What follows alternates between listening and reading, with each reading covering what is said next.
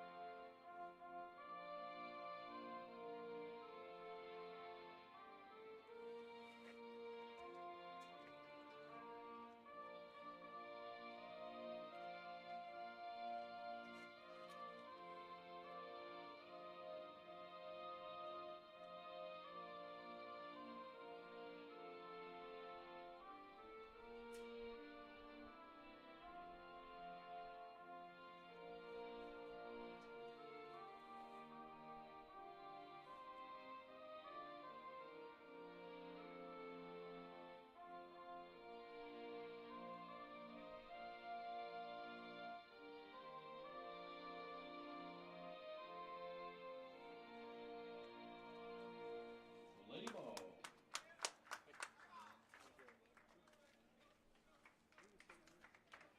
I did. I want your partner.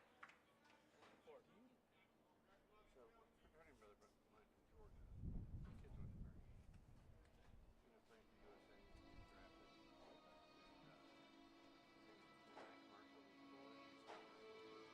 Yeah, I know the name. The home team today is Spain Park.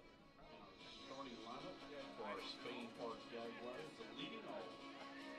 In center, number 15, Slade Bounds.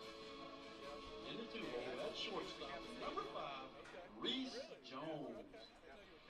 In left field, number 21, Joe Cross. Behind the dish is number 11, Evan Taylor. At third base is number 10, Connor Brad. In the 6-hole, DH is number 20, Nash Davis. At first base is number 3, Eli Smallwood.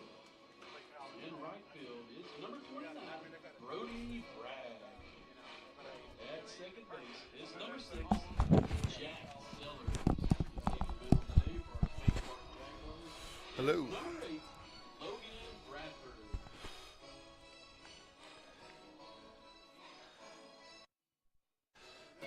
Hello, hello.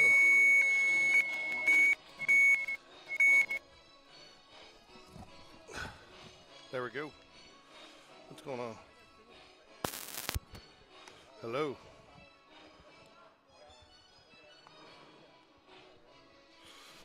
All right, we're here live, Spain Park today for the Spain Park Jaguars, day 2 of the perfect game high school showdown against the Parkview Panthers. On the mound today for the Jaguars, your starting pitcher is going to be Logan Bradford, class of 2026. He's pitcher, plays infield. This is going to be his, I believe, second start on the year, Mike. Yeah, he's had a couple of tough assignments here. He played to have to pitch against Hartsville and now against Parkview. Yeah, but he didn't pitch well against Hartsville in a cold environment that night. So, Parkview is a powerhouse in Georgia, and Hartsville is basically a baseball factory here in Alabama. Nice bunt.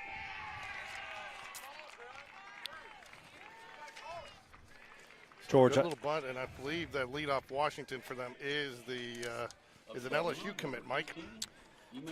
I'm looking for my notes. The coaching staff at Parkview they were very generous. They allowed me to go in the dugout for about 20 minutes. They answered some questions, gave me a lot of good insight.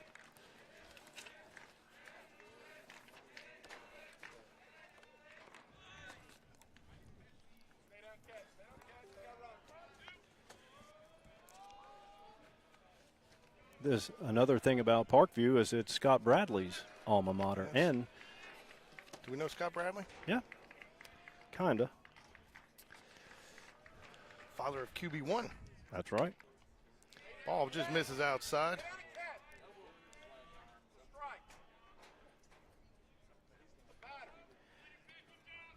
Malachi Washington reached on the bunt. He's going to LSU next season.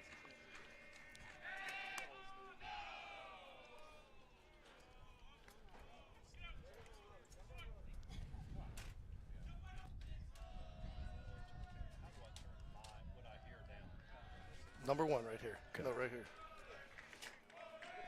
Ford at bat here. Called strike, works it inside there. 1 ball, 1 strike, evens up the count. Parkview is a young team starting 4 sophomores today. Yeah, but they don't play like sophomores. No. That Ground ball ball ripped. into the hole. It's going to be a base hit to left field. Joe Cross comes up with it. We'll hold the runners.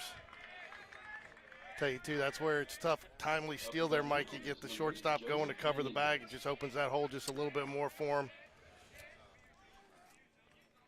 Yeah, nothing you can do there. Situational. This is Joseph Mendez. He is a silver medalist.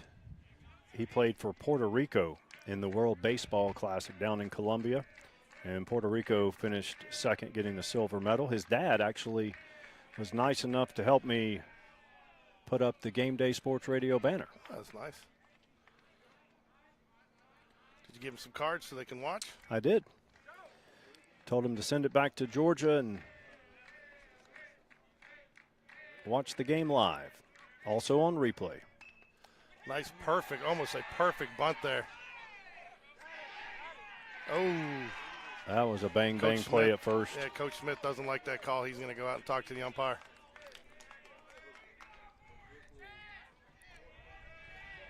Up to bat now is number 29. Is it just because we're in the daytime that they only have 2 umpires, or is that the norm? No, the norm's 2. Once you get to the playoffs, they'll go to That's tough. yeah, so bases loaded here, nobody out here right out of the gate. 2 bunt singles. Perfectly placed.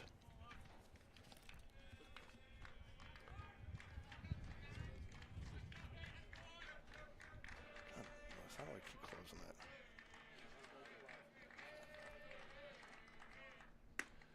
This is outside. C.J. Wilcock, first baseman. Or he's listed as the first baseman.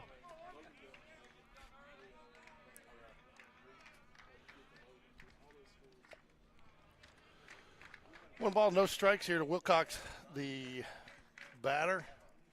Misses low. 2 balls, no strikes. No place to put him. Got to throw strikes here, Mike. You got to be working from ahead.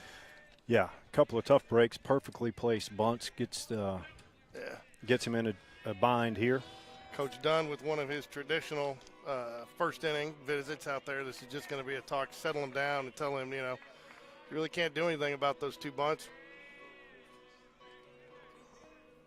I'll tell you, too, Mike, you think a little bit of it, too, is you were talking about just they lost, 11 seniors that are all playing some type of college baseball this year. To see 2 bunts right out of the gate like that, you have a little bit younger team, maybe just get them some success right out of the gate. Yeah, and Coach Reynolds, the head coach, I spoke to Coach Reynolds, Coach Klein, and Coach Ermers. Coach Reynolds said, hey, our team batting average is 220. Really? So, yeah, I'll tell you, to your point, I watched their game last night against Daphne, and I think they had 1 hit. It was 0-0 into the bottom of the 7th. They scored on a walk-off single in the bottom of the 7th to advance today, but very few hits. maybe that's a product of the youth. And, you lose 11 players that go to play at the next level. That's almost unheard of. Yeah. Well, Jag, we don't have that number playing at the next level, but 40 seniors over the last 2 years that we've had transition out of this program. It makes it difficult to sustain. Fouled back. So Wilcock, tall, rangy kid playing first. fouls it back out of play. 2 balls, 1 strike.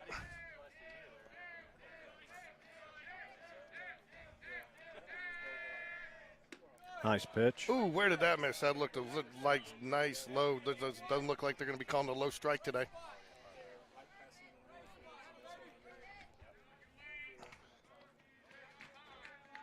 Three balls, one strike. No place to put them. Got to throw a strike here. Definitely a hitter's pitch. And he got it all. It's in the gap. Got a good jump on it. Should be an out. Long out. Going to tag. Misses the cutoff man, but good backup there by Connor Greb over at third base. Nice play by the center fielder. Slade Bounds got a nice jump on that ball. Brody Bragg out in the right field today getting the start. Do you have a nickname for Slade?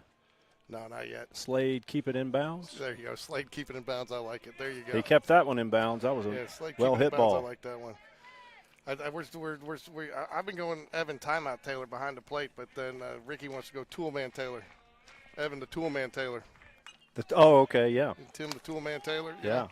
I like Timeout Taylor because if you run on him, he puts you in timeout. Right. So I like it. Trent, hide your heart. Oh. You know the song from Three Dog Night? Yeah, Rise Up. Jack Bestsellers, I like that. Patrick Lightning McQueenie. Connor Grab and Go, I like that. Evan Timeout Taylor. Slade, keep it in bounds. Joe Southern Cross. Brody bragging rights, I like it. And Nash Crash Davis, you did good. I used yours, just tried to add a couple if they'll work. I like it. Brody bragging rights out there in right field today. No balls, one strike here to the batter, Appling. Tell you what, too, Mike, you got to look at in the team is there's a lot of speed. I was talking to the Parkview coaching staff, and they had a lot of players that played multiple sports, but it seems like this year most of them quit and solely focus on baseball. Yeah. Logan comes set, first and third, runners on the corners. The runner goes, pop fly, back down, out foul. Looks like it's going to be out of play, not reachable. No balls, two strikes, kind of did us a little favor there because I think he would have had second. No problem there, Mike. Yes, I agree. But foul ball, we'll reset, do it again. My guess is you'll probably see him go here, but a good chance for a strike him out, throw him out if we can get this here. Jags trail 1-0 here off of a couple of bunt hits and a sacrifice fly here in the first inning if you're just joining us, folks. Nice move over to first by Logan. Not quite in time.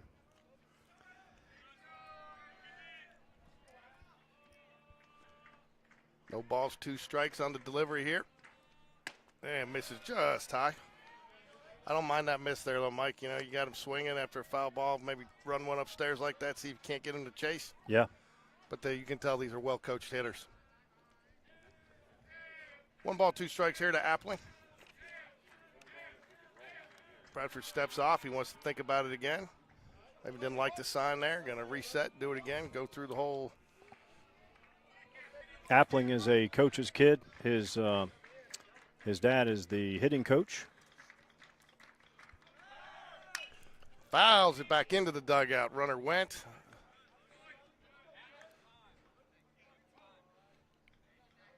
If you haven't had a chance yet, make sure you get out there, like and subscribe. Make sure you turn on that little bell for your notifications for all the Jaguar action.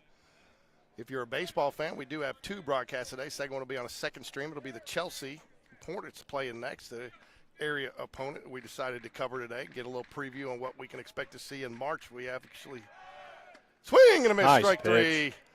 Strike him out, throw him out. Got him. You called play. it. You called it, George. Great job. Way to battle Logan Bradford. He had bases loaded, no outs, only gives up 1 in the top of the first, and that, again, the 2 bunt base hits put him in a bind. Evan Timeout Taylor with the throw on the money there to get the runner and get the double play, get his pitcher out of a jam. Why don't you run on him? Because he's going to send you to timeout every time, folks. So, and that will do it for the Panthers. They strand 2, get 1 off a couple bunt hits and a sacrifice fly. So due up for the Jaguars will be Slade, keep it in bounds. Reese Rise Up Jones and Joe Southern Cross. I'll be right back, Mike. Gotcha.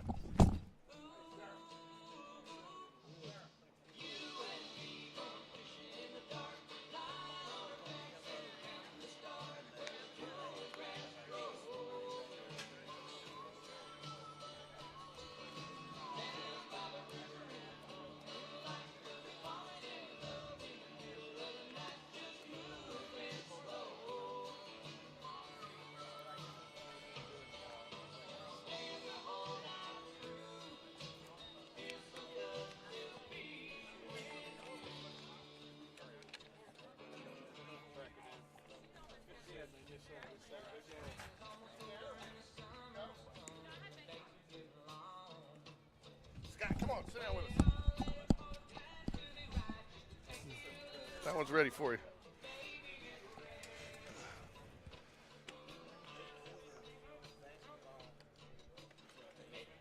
Yeah. There we go. Can you hear us, Scott? I do. I have you. There we go. We got Scott Bradley, Parkview alum, right? Parkview, Parkside, right? Parkview. Parkview Panthers. Parkview Panthers. There's also a Parkview in Alabama playing in the basketball championship Saturday or today, really? Yeah. So tell us a little bit about the school. I mean, they look like they're loaded for bear. Is it known for for athletics? They are. The baseball team in particular. Football's had a really good run over the years as well, but the baseball team is a perennial powerhouse in the state of Georgia in the highest classification. So I don't know. I mean, I think they've won 9 or 10 state championships since the 80s and 3 national championships, and they're loaded. They are young. They are young this year. They graduated a bunch of kids, but they're going to be sporty, and really what a great matchup for our team this early in the year to be able to play against a team of this caliber and really test themselves, you know.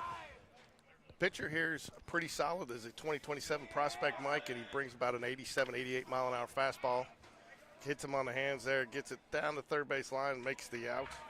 Hey, so Scott, I kind of asked, I couldn't help but notice when I was pulling up the logos last night that they're the Panthers, but they use the same thing as they got pretty much the same logo as the Clemson Tigers. Did that factor into Brock's decision at all? Keep it in the family? Great question. Kathy and I do have some old gear from the 90s that should translate well. The interesting point I'll make after this batter. Foul back out of play.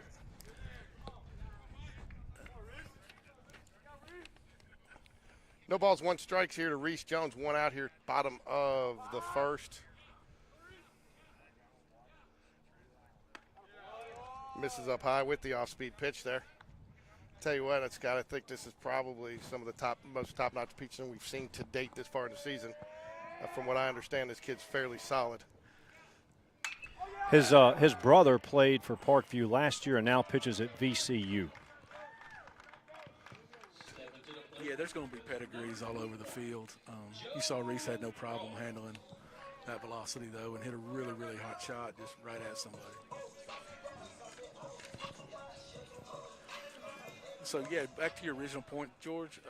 Parkview, when I was there, had a kind of a goofy Panther logo and adopted the paw in the late 80s and went orange and white. So we were one of those schools that mimicked, like a lot of them do, high schools do, the college setup. And we were, through pure irony, Clemson dressed as high school kids.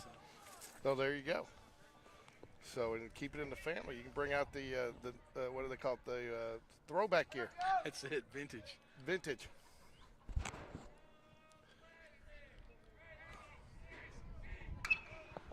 Puts it in play.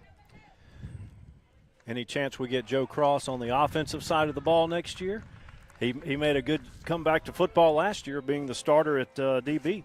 Man, anything's possible. I mean, you know, athletes translate to both sides of the ball, and I've known Joe since he was probably 6 or 7 years old, and he's always been great. I mean, I still have archived some of the old JYSFL football championships, and Joe, far and away, was probably the most talented kid in our age group as a very young man, and was a running back and a defensive back, ironically, back in those days. And just, I mean, it's good to see him grow and mature. He had a little bit of a late start from a maturity standpoint and a puberty standpoint, but he is tall and athletic and wiry. And he's got the length, the body, to the frame to grow into. And think about this, coming into football after taking a couple years off, and I would argue one of the top defensive backs in our region, and certainly probably in the Birmingham Metro. I think he was second team maybe. He was. Yeah. He was second team. Yep. And he didn't play for 3 years. No, took that time off and to be able to walk right back in and put that kind of performance together. I mean, really says a lot about him as a player. I remember when he was in 5th, 6th, 7th grade, and he got the ball in the open field. It was like when Deion Sanders got an interception, you're like, oh, is he going to go all the way? Because he had that ability. He was fast, elusive, and then he didn't play for 3 years. As you said, steps right back in, doesn't miss a beat. Starts, and the other defensive back, Hagan Holly, didn't play either due to injury, and both of those had outstanding seasons. Had great years. Irony is Joe's number growing up was 21. So your analogy to primetime was perfect. He was definitely a primetime player.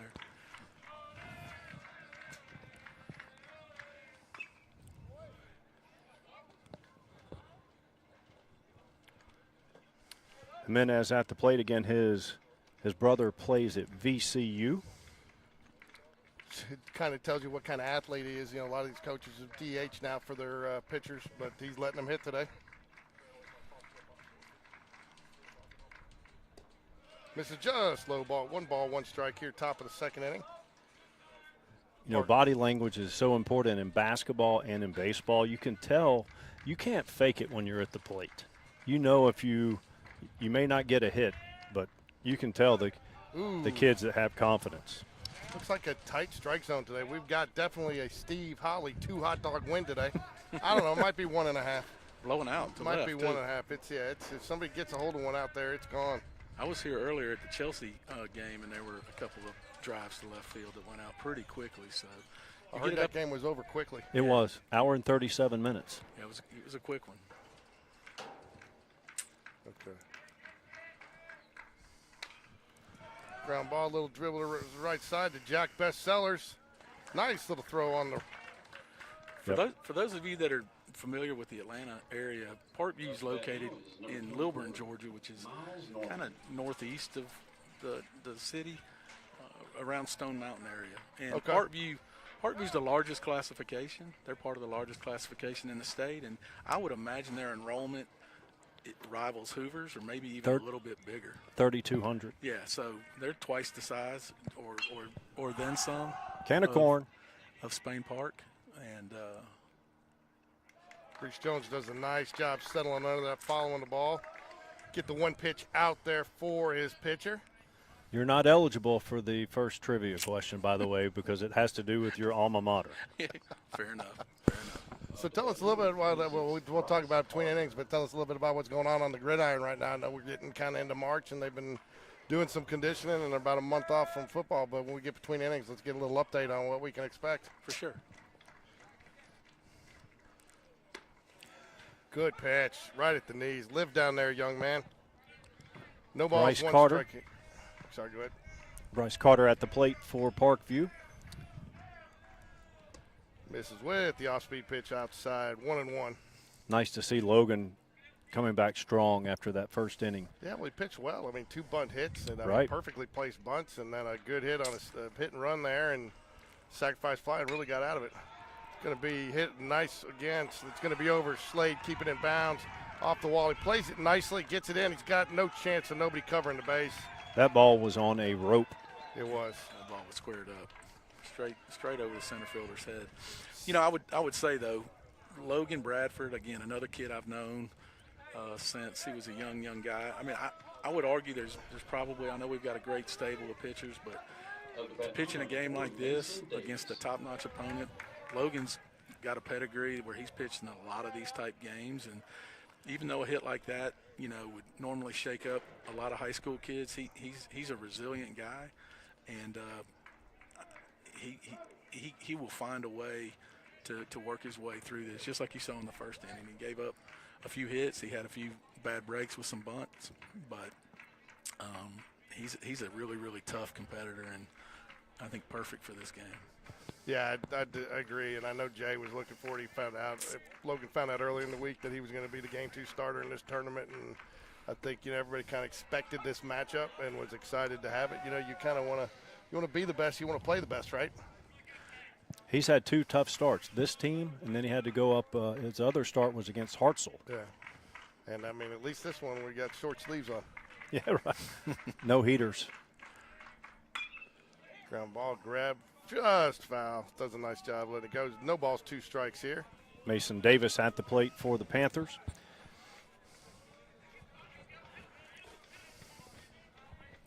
Love to see him maybe drop a little curveball outside, a little bit low and away, see if you can't get him chasing here. Something out of the zone maybe to get him chased with an 0-2 count. Logan's another athlete that stepped away from the gridiron. He could pick him up and put him down on the football field. He sure could.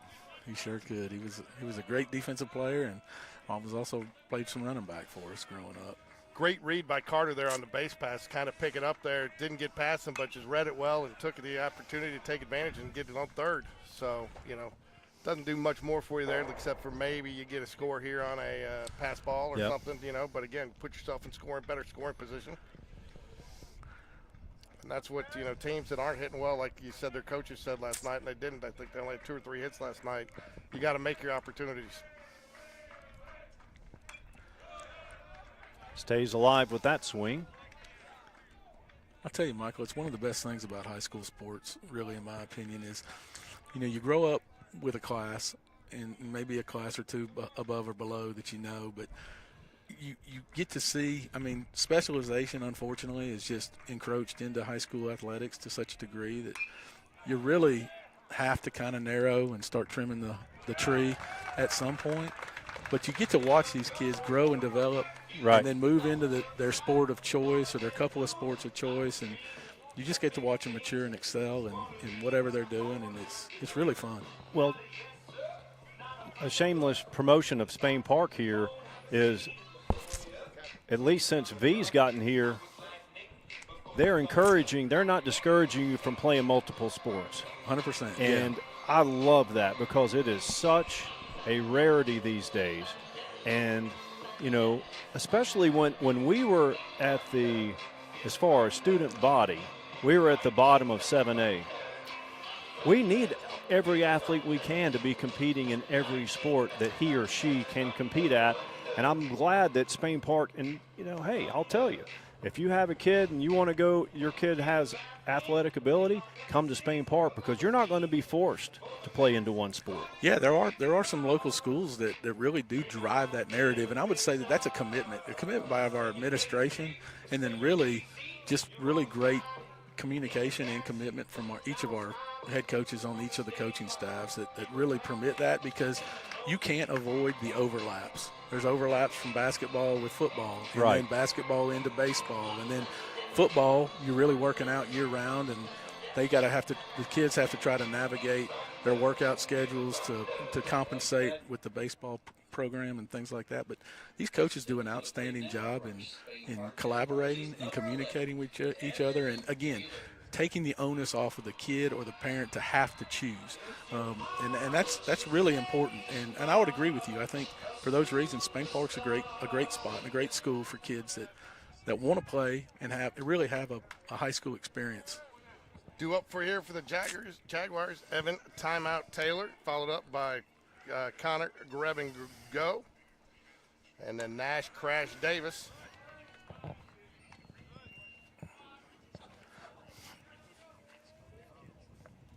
Brock miss playing baseball? He does, for sure, I bet. And for all the reasons, certainly days like today when it's 68 degrees and sunny and, it's perfect baseball weather.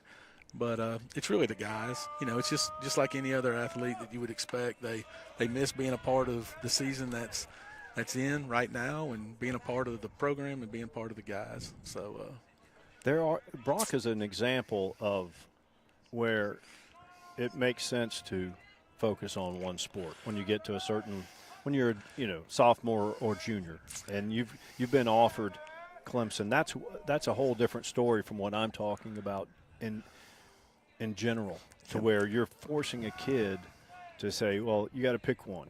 And trust me, there's a lot of schools in this area for more than a decade that's what they're telling kids. Yep, I would agree. 2 balls, 2 strikes here to Evan Taylor, he Good gets him freezed pitch. on the Pitch. curveball, strike 3, gets him looking. Good pitch. Good pitch there. That's a tough one. Now is number 20, Started up high out of the zone, dropped it down there right at the top of the letters. Now number 10, Connor Greb. Due up now, Connor Greb and go. Third baseman for the Jaguars. Had a nice day yesterday. He had a one over the wall, a ground rule double. I think he was 2 for 3 with a couple RBIs. First homer of the year, right? I believe so. And it will not be his last. No. Again, another kid that's played up and played with us since he was a young guy. He's got a family pedigree of athleticism, and man, this kid's had a well-oiled swing from the time he was 8, 9 years old. He's a sophomore, He is. and not only that, but it's tough to keep him on the sidelines on the football field too. He had a nice year, caught a couple touchdowns, didn't he? Yep, got injured in the Hoover game, which really held him back. He had a great first half, and then caught another pass and injured himself going into the end zone in the Hoover game. And Height hanging play, but no, it gets out there and almost hits the new bathrooms. got back just in time for the playoff run. But I would tell you that this is a kid, that you're going to want to watch both in baseball and football for the next few years. I think this season upcoming, just like you're seeing in baseball, he's got a grown man body, and he's maturing every day and getting stronger, and he's going to be a force on the football field. I will tell you, he's going to be one to watch. 3 balls, 1 strike here to third baseman Connor Greb. 1 out here in the bottom of the second. Jags trail by 1.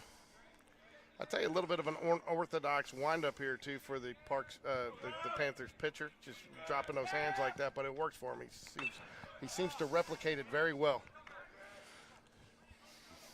And he must know what he's doing because you said his brother's pitching at VCU now. I'm not sure if he's pitching, but he's at VCU. He's one of the 11 former Panthers from last year's squad that's playing at the collegiate level. He looks taller than 6'1", too. Good 3-2 count there, draws the walk. Now at the bat for his main for the Jaguars is number 20, What's Nash his- Davis. His velo, he's What's he sitting about 87. Yeah, looks mid to high 80s to me, which is no joke.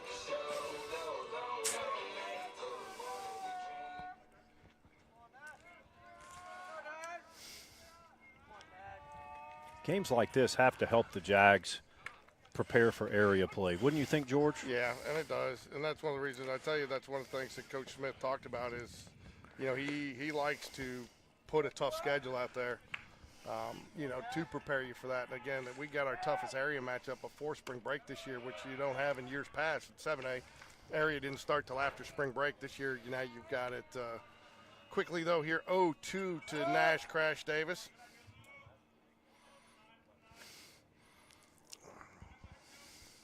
This is a national level team, Michael, and a lot of people know the Atlanta market, the Buford Wolves. That name resonates. A lot of people know that's kind of one of those feeder programs. Parkview and Buford have gone back and forth the last 5 or 10 years in the playoffs. So you're not going to find a sportier matchup in early March for baseball than this one. So. And you can't ask for better weather, as you mentioned earlier. Oh, a little bit better than that weather George had to endure down at the beach. Yeah. When his fingers were frozen. They were, man.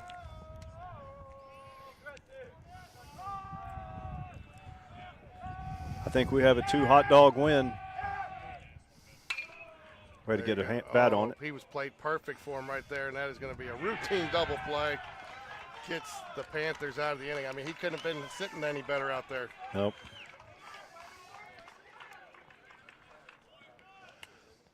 The end of 2, Parkview 1, Spain Park nothing. Hanging around. That's what we got to do, right? Hang around. That's right. Again, the Coach Reynolds said, their batting average is team batting average is only 220. They have a great ERA. So 4 sophomores having to replace 11 players that go on to play collegiately. And it's still, today's the last day of February, so it's real early. It sure is.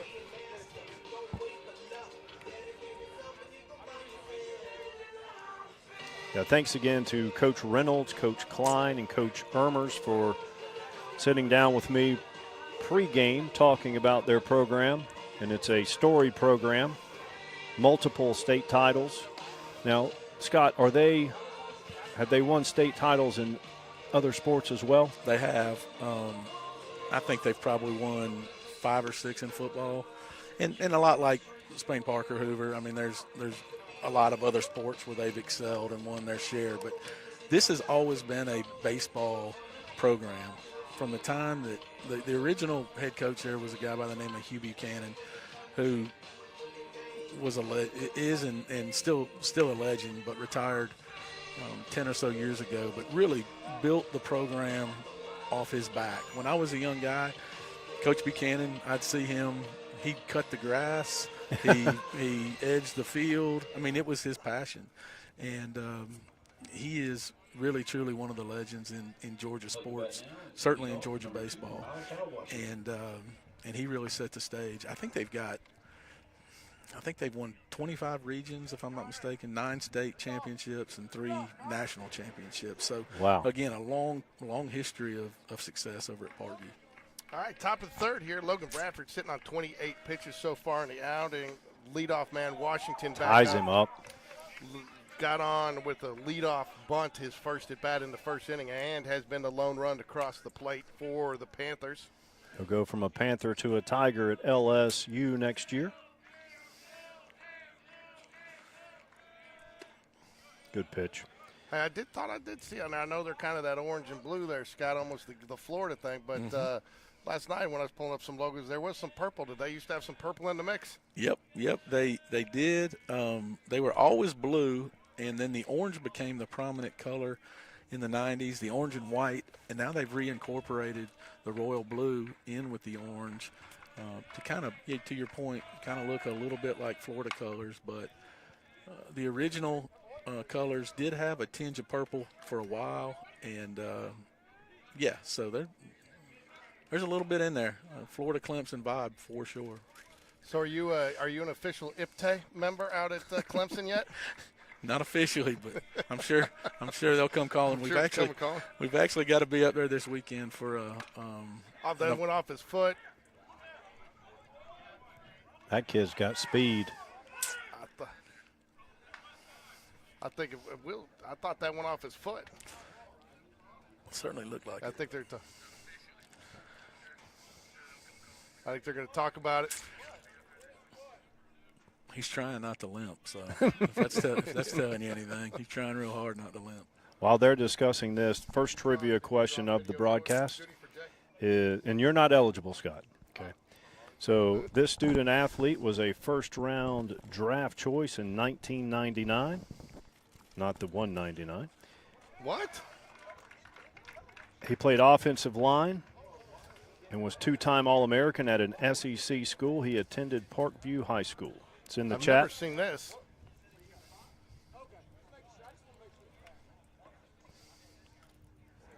Why did he get to advance? It hit their base coach.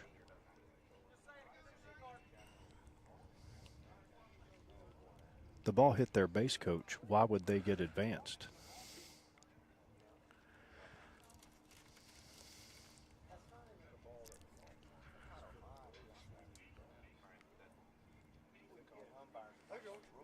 Hey. That's all right. Scott jumped in for you for a minute. I won't be long. He won't.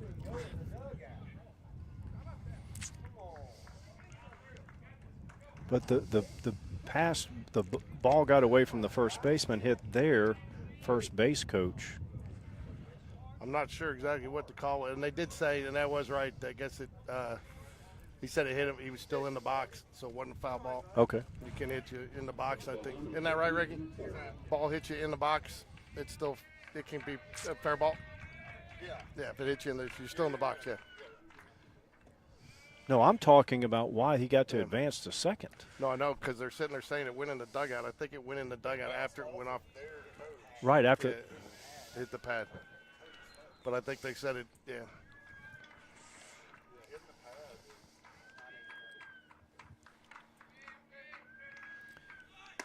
The winner of the trivia question gets $10 in concession stand credit.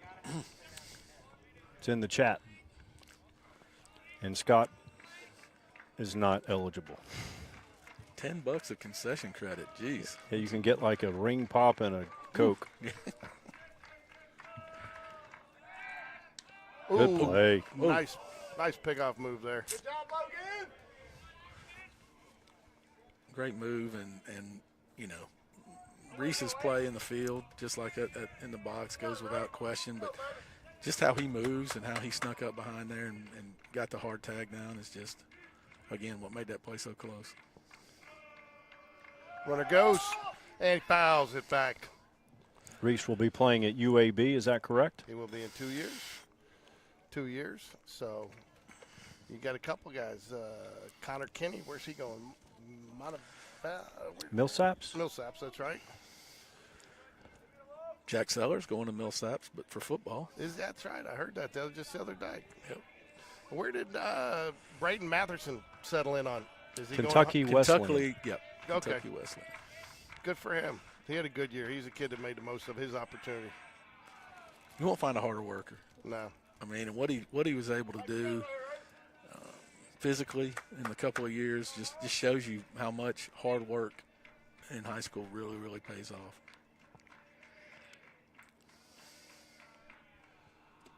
Good block by Evan Taylor there. 3 balls, 1 strike here. At least that's what I got. Is it 3 or 2? They're showing 3-1 on the scoreboard. Okay, there you go. I'm just a little ahead of them sometimes. Usually it's been the other way around. Ford's the batter, 1 for 1 on the day. Had a nice base hit earlier in the game. Little ground ball to left field. I don't mind that there. You know, he's dancing out there a little bit. See if he's going, maybe catch him leaning. They look to be really comfortable on the base pads. I told you, they got some speed. When you got speed, speed solves some problems on the base paths. He goes. That's ripped drive. Again. Oh, stepped in on it and just. Hard hit ball. Didn't gauge it.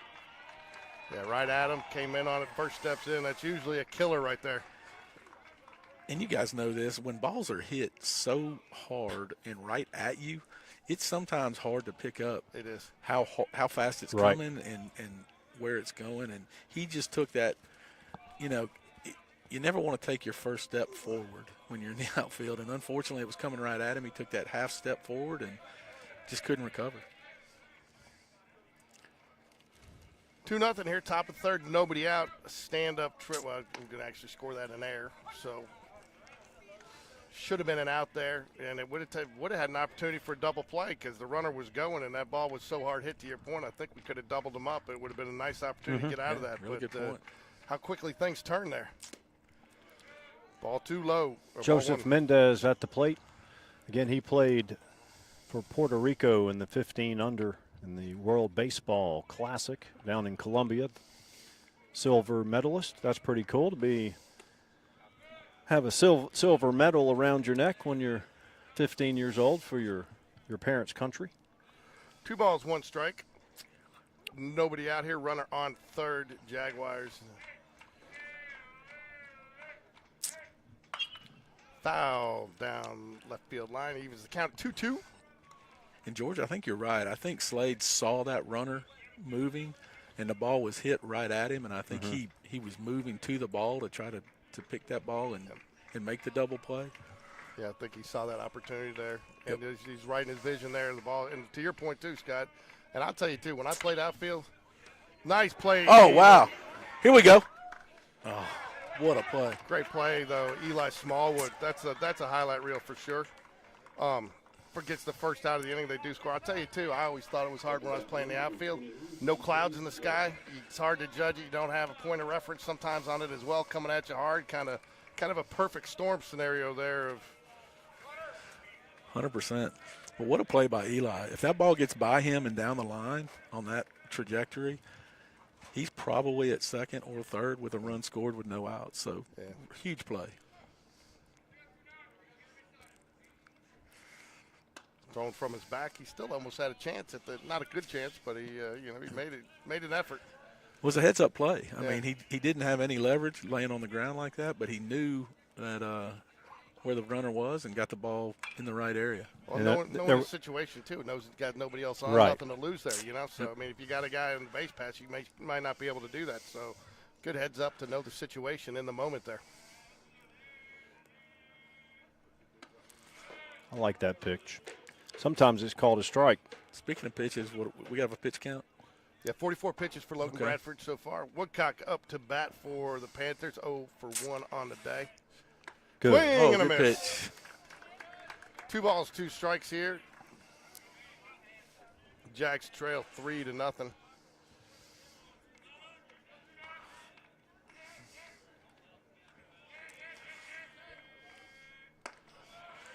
I don't mind that pitch, but if you're going to miss, you got to miss a little closer than that. Yep.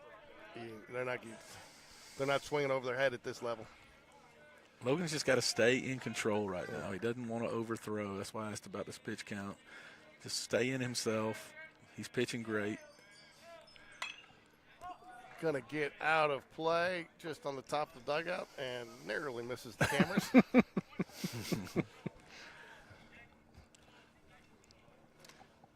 He just needs to settle back in here. Nobody on. Let's get this out. What's the Eli Hide Your Heart Smallwood? I don't get that one. 3 Dog Night.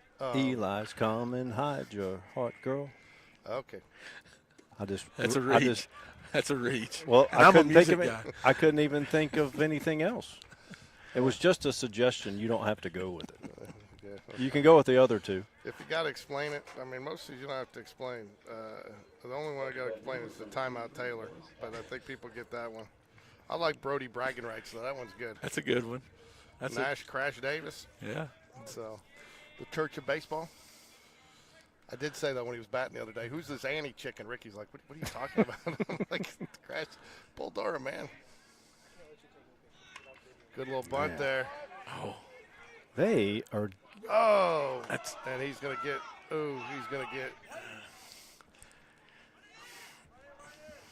Well, first of all, hopefully he's. I hope Eli's okay. Yeah. I mean, that was a hard lick. They might both have a concussion. I think he's probably going to get an extra base there, too. On the, I don't know if they'll give him interference on that since they were both making a play. I didn't see him put his hand up for the interference.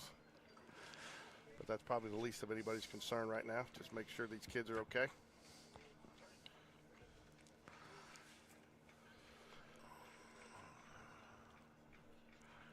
I tell you what, we talk from time to time, Scott, that bunting is a lost art in baseball, and it seems like this team has definitely focuses on it because I've seen 3 solid bunts from this team, if not 4. Yep. Oh yeah, the master class in bunting. And where they're putting it is, I mean, they're putting it in places that it is just tough to get it out. I mean, that could go down as a sacrifice or a bunt for hit where they're putting those, Yep.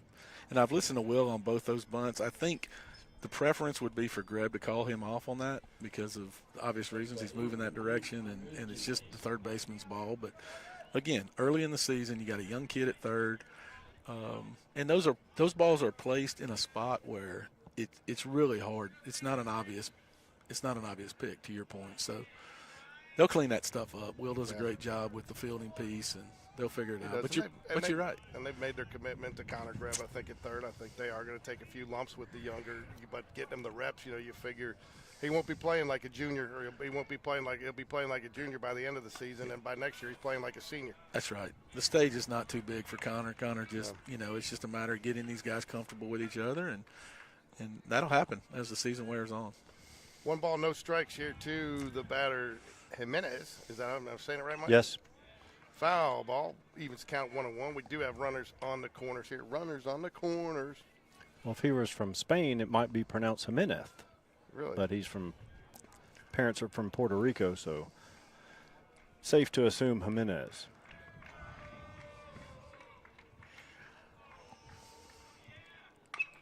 Ground ball, Eli Smallwood should be an easy play because he's going to go ahead and let the run score. So really the only play he had. It was too much of a high hopper. And that's where, again, take that out there, get out of the inning. If you try to go home and you don't get him, you just compound the situation. Then you got first and second with only 1 out, So I think that's the right call there, smart play, and there's not much else you could do with that. 2 outs here, top of the third. Jags trail. Oops. Jags trail 4-0 here. Miles Norman, I talked to his parents and grandparents in the stands prior to the game. He's at the plate. Good rip at it. Ooh. It'll get down.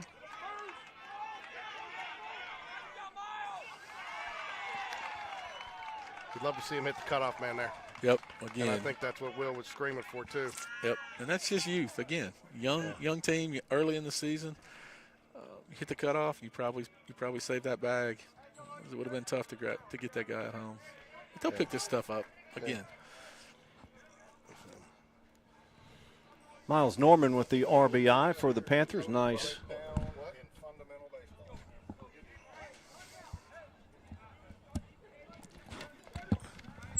Bryce Carter at the plate for the Panthers. What do we got here? Carter's the batter for the Panthers. Good called strike on the outside corner there. No ball. Made us wait for it. Yeah.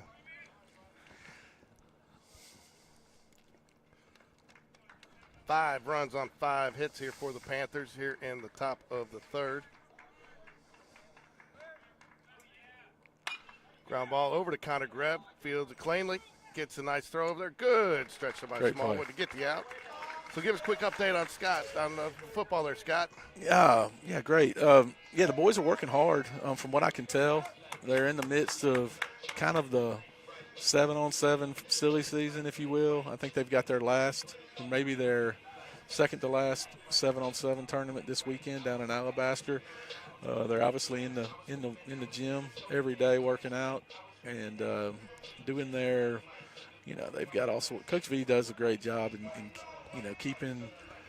They've got all sorts of stuff every morning. I think Brock may be the first kid out the door every day. I think he leaves the house around 6:15 to get over there for study group and position groups, and then to get in the early morning workout. So they've been doing a lot of stuff. I feel like, again,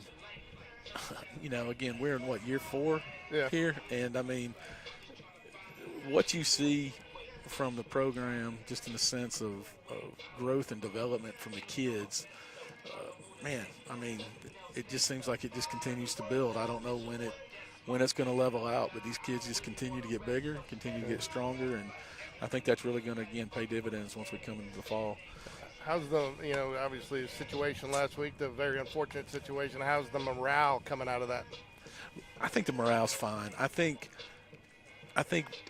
we are all growing accustomed to the high school football landscape, really high school sports in general, but it's most seen in football. And just like anything else, guys, I mean, the college game tends to bleed down to the high school level, and you're starting to see more and more movement from school to school from kids for a variety of reasons. And I don't think that's going to change. It kind of hurts my heart, just like it does all of us, and the fact that our college teams that we followed for years and years and years, I mean, we used to be able to enjoy kids being on those teams for 2, 3, 4 years and really following them throughout their whole college career. Now we have the portal and we got kids bouncing around, and you just don't have that same affinity for the same kids. I would hope that wouldn't continue and wouldn't grow at the high school level, but it's happening. And I think, we're not immune from that, nor is any other program really immune from that. And, we'll probably have a balance of kids leave and a balance of kids come in, just like most other schools will. And it's just the nature of the beast these days. So, listen, I wish those kids well. I mean, they were great for our program and did so much. But they're going to be great wherever they go, and we're going to support them and root for them and stay focused on what we can control, which is Spain Park football. All right, Scott. Well, we look forward to seeing you out at spring football, and thanks for joining us. Give Thanks, us a little Scott. bit of info on the Panthers. Thanks for your time, and go Jags. Go Jags. Go Jags. Where'd Ricky go? Eli Smallwood from the long line of Hoover Smallwoods at bat. 1 ball, 1 strike here.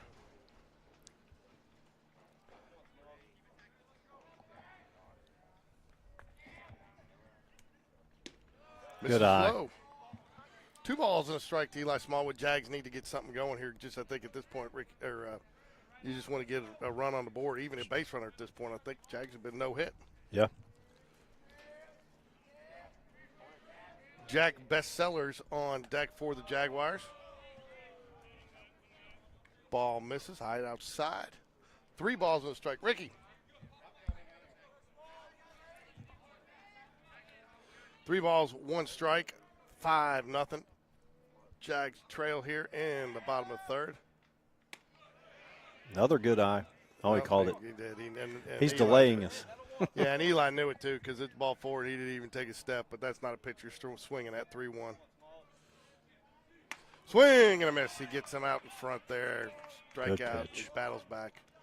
Brody Bragan writes up. Brody's made the most of his opportunity the other night with some solid defense, and he's got some timely hits when the Jags needed them as we were facing the Coleman Bearcats. So, been in a little bit. Andrew Thornton nursing a little bit of an elbow bruise. Jimenez looks good on the mound. He does. He looks comfortable. Kind of everybody expected this is who we'd see. I think they saved their number 1 for day 2 as well.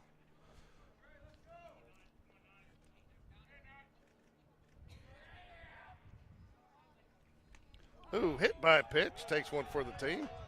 Jags will get their first base runner of the ball game as we head into Jack Bestsellers, the number 9 hole hitter. Slade Bounds will be on deck for the Jaguars.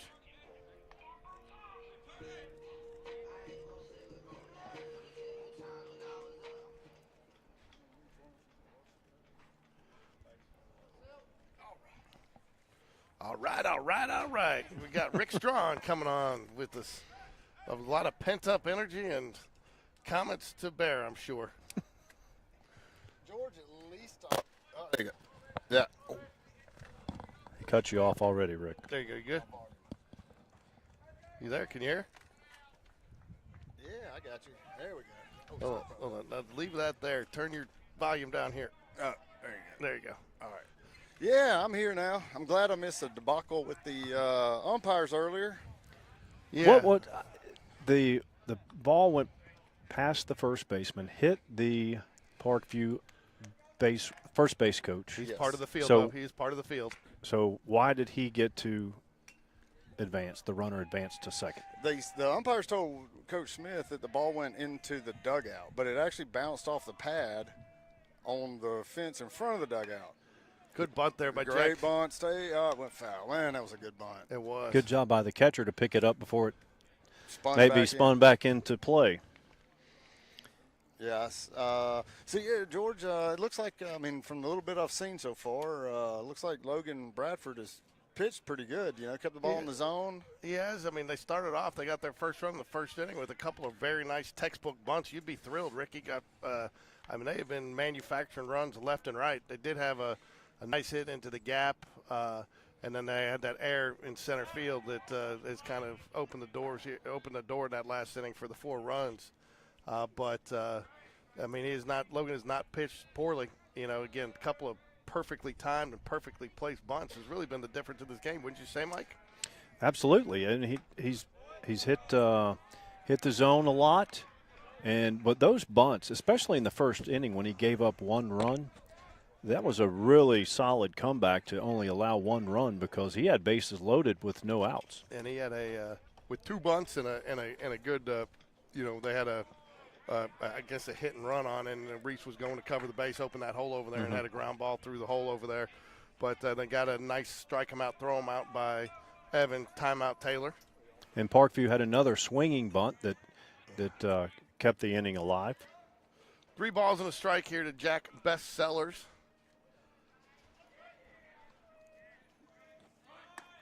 Pulls it back.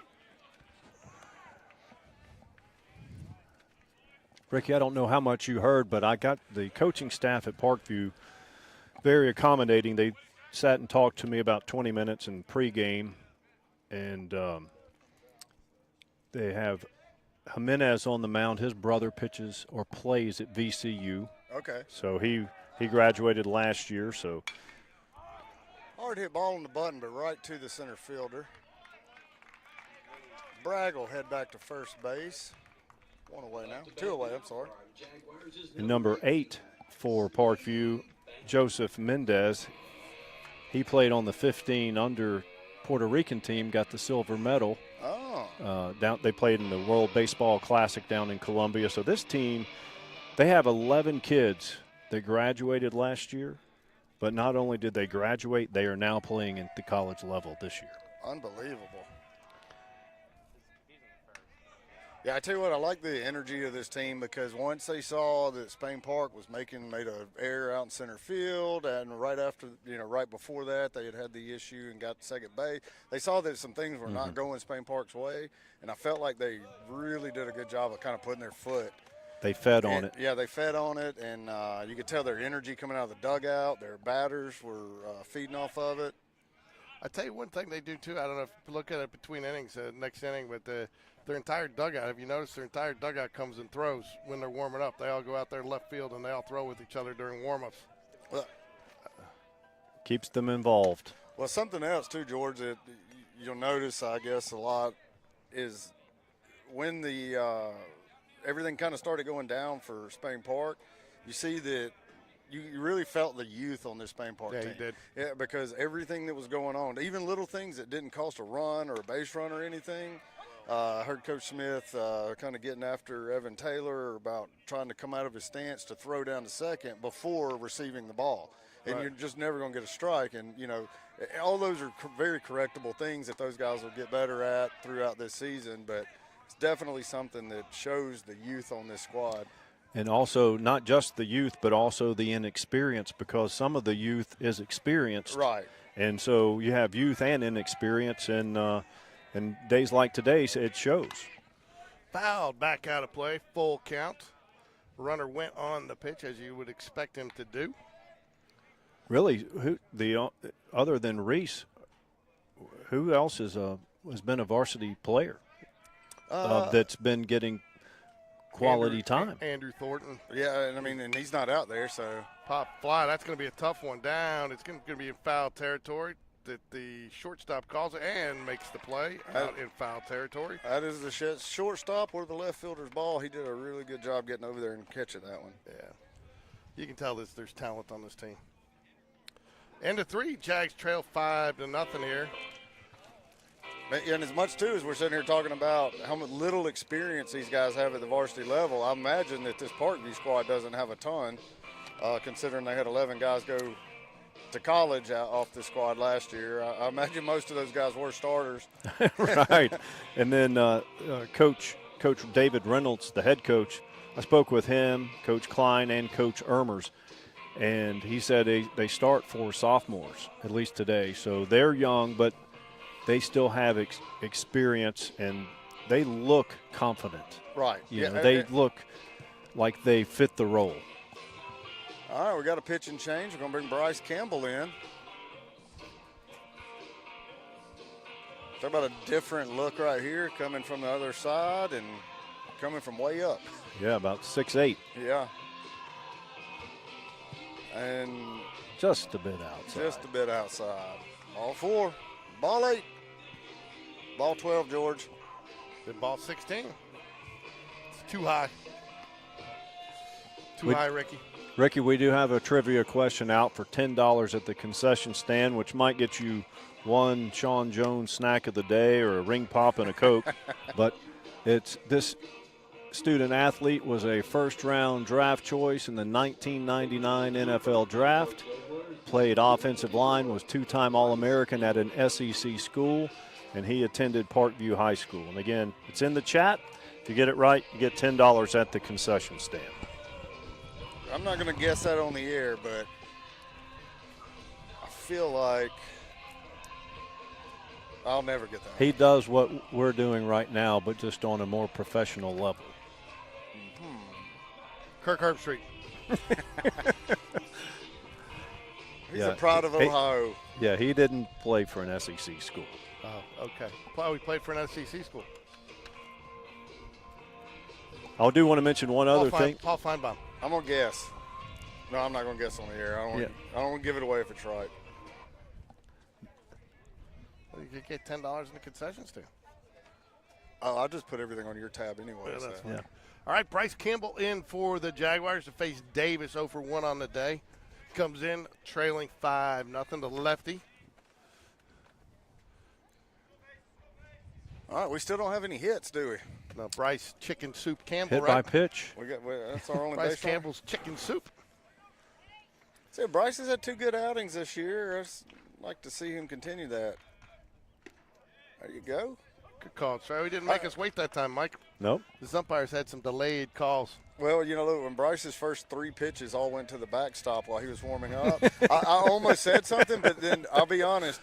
I have spent a line drive base hit right there to left field. He put the screws on that one. Yes, he did. But I have spent a lot of time watching baseball pitchers warm up and be horrible and then come out and dominate and then come out and just throw perfect pitches warming up and couldn't throw a strike to save their life when the batter got the ball. It's like the driving range. You hit it great on the driving range, crappy on the course, or vice versa. Yep, so we'll close the book on Logan Bradford there. So Logan Bradford, 3 innings pitched, 5 hits, 5 runs, but only 1 earned. The 1 in the first inning, 1 walk and 1 strikeout. He threw 56 pitches, 36 strikes, so nice strike percentage there, Ricky. Yes. Faced 17 batters, and but again, the errors is what cost the Jags. I mean, 3 errors in the first 3 innings for the Jaguars and helped contribute to 5 runs for the Panthers. Let me ask you a question. Is Parkview, 6A school in Georgia? Yeah, they're the largest classification, whatever that is. 3,200 students. Oh, wow, that's a big school. 1 ball, 1 strike, runner on first base for the Panthers. Okay, we will be starting a second stream after this game. We're going to cover the Chelsea Hornets versus the Madison Ridgeland Academy Patriots game. If the Chelsea's as hot as they were in game 1 today, that could be over quickly for us, Ricky. I tell you what, Chelsea's pitching staff is something to watch. That's kind of why I'm excited we're covering that game. Yeah. I'm ready to watch those guys pitch. I think we might get to see a kid used to play for me, Peyton Hunsaker, in relief today. Oh, that's a mistake there too. Yeah. That's the little things right there that I've noticed a lot of today. That is a very youthful squad who doesn't take receiving every single pitch like it's the most important thing in the world, because as soon as you start, that's what happens when you play good teams. And I tell you too, if you look to when you play good teams like this, they are excellent on the base paths. Great read there, saw it. He took off. There he goes again.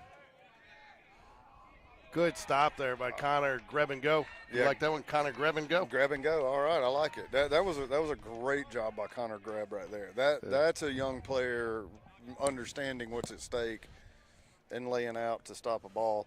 And I'm not piling on Evan Taylor back here.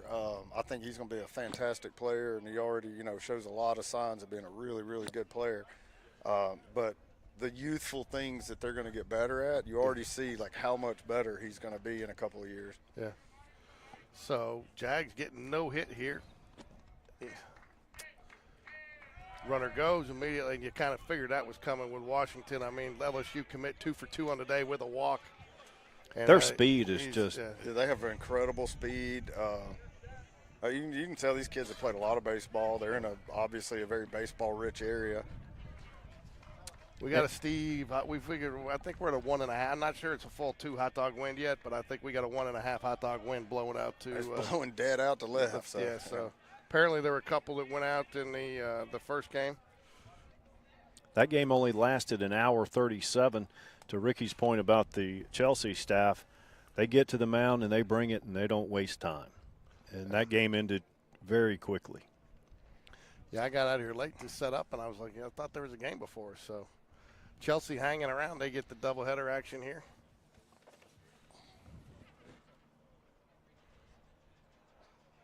Don't know if I'd be, not that it's scorching, I don't know if I'd be sitting roasting in the sun after playing 1 game already. 1 ball, 1 strike here to the batter Ford. 1 for 2 on the day. Misses high. 2 balls, 1 strike. So, Ricky, what do you tell Bryce Campbell here? How do you get him back into it? I'll be honest. Bryce is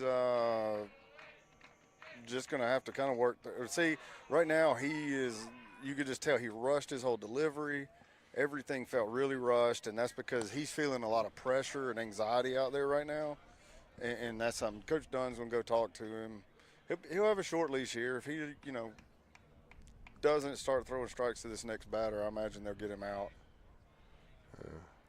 That's one of those things that guys just have to learn how to get through themselves, is when they feel that anxiety and everything, you just can't start rushing your pitches and hoping you hurry up and get off the mound.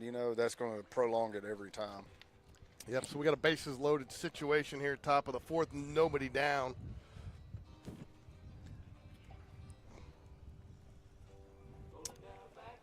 Yeah, Bryce being a left-hander, and those pitches that miss down and right, that's tension.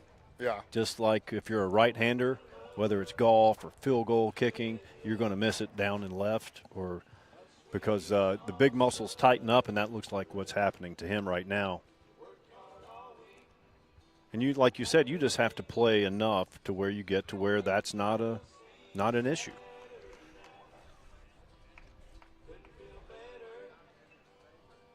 Tension kills the golf swing, and it doesn't correlate with pitching. Everything kills my golf swing. Not playing's killed mine. Bases loaded here for Menendez. 0 for 2 on the day, but no place to put him. Nobody out.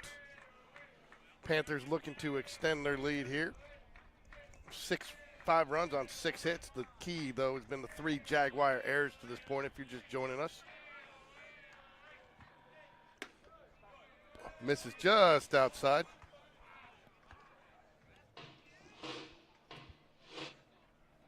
Jay's trying to distract the batters with music.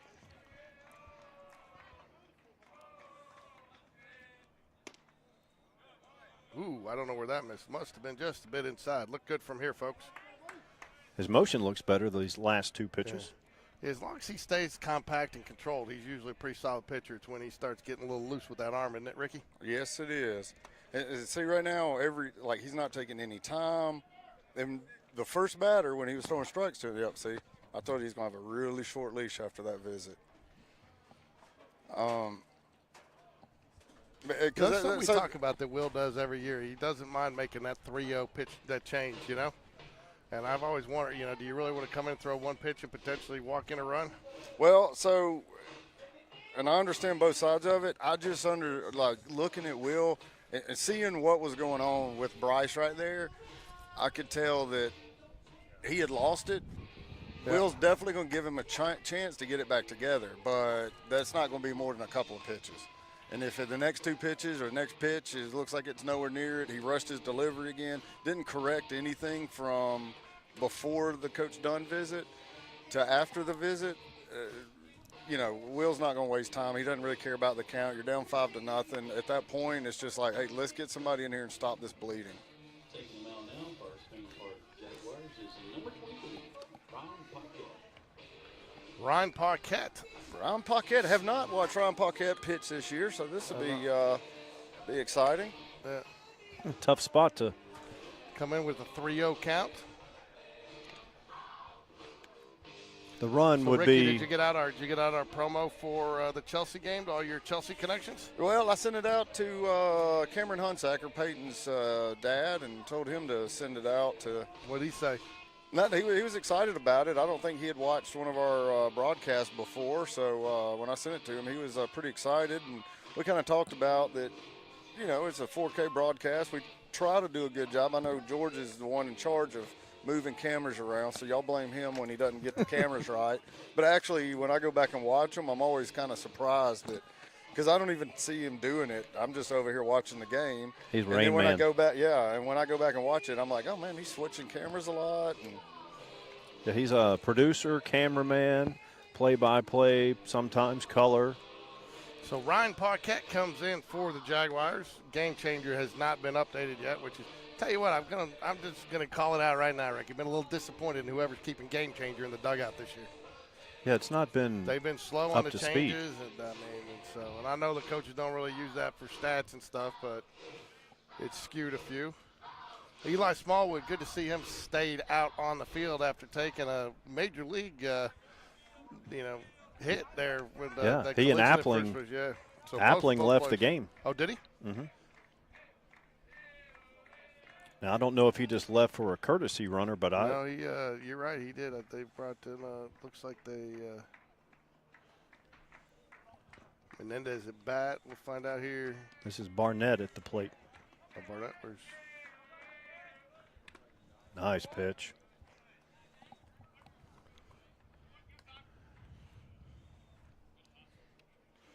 Will did say, last year when I asked him about bringing him in 3-1, sometimes 3-0 or something like that, 3-1, that that you got nothing to lose. So sometimes you kind of come in and you're not as tense when you got a runners on situation. 3 balls, 1 strike. Have not seen the mayor, Alan Paquette. Oh, ground ball. Jack Sellers, nice little backhand. Oh, but he can't make the throw. Again, good base running there.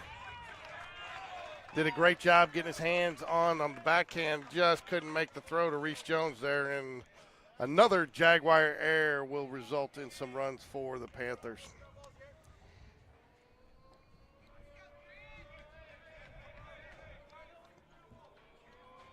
Placed it in the right spot. Wasn't hard hit.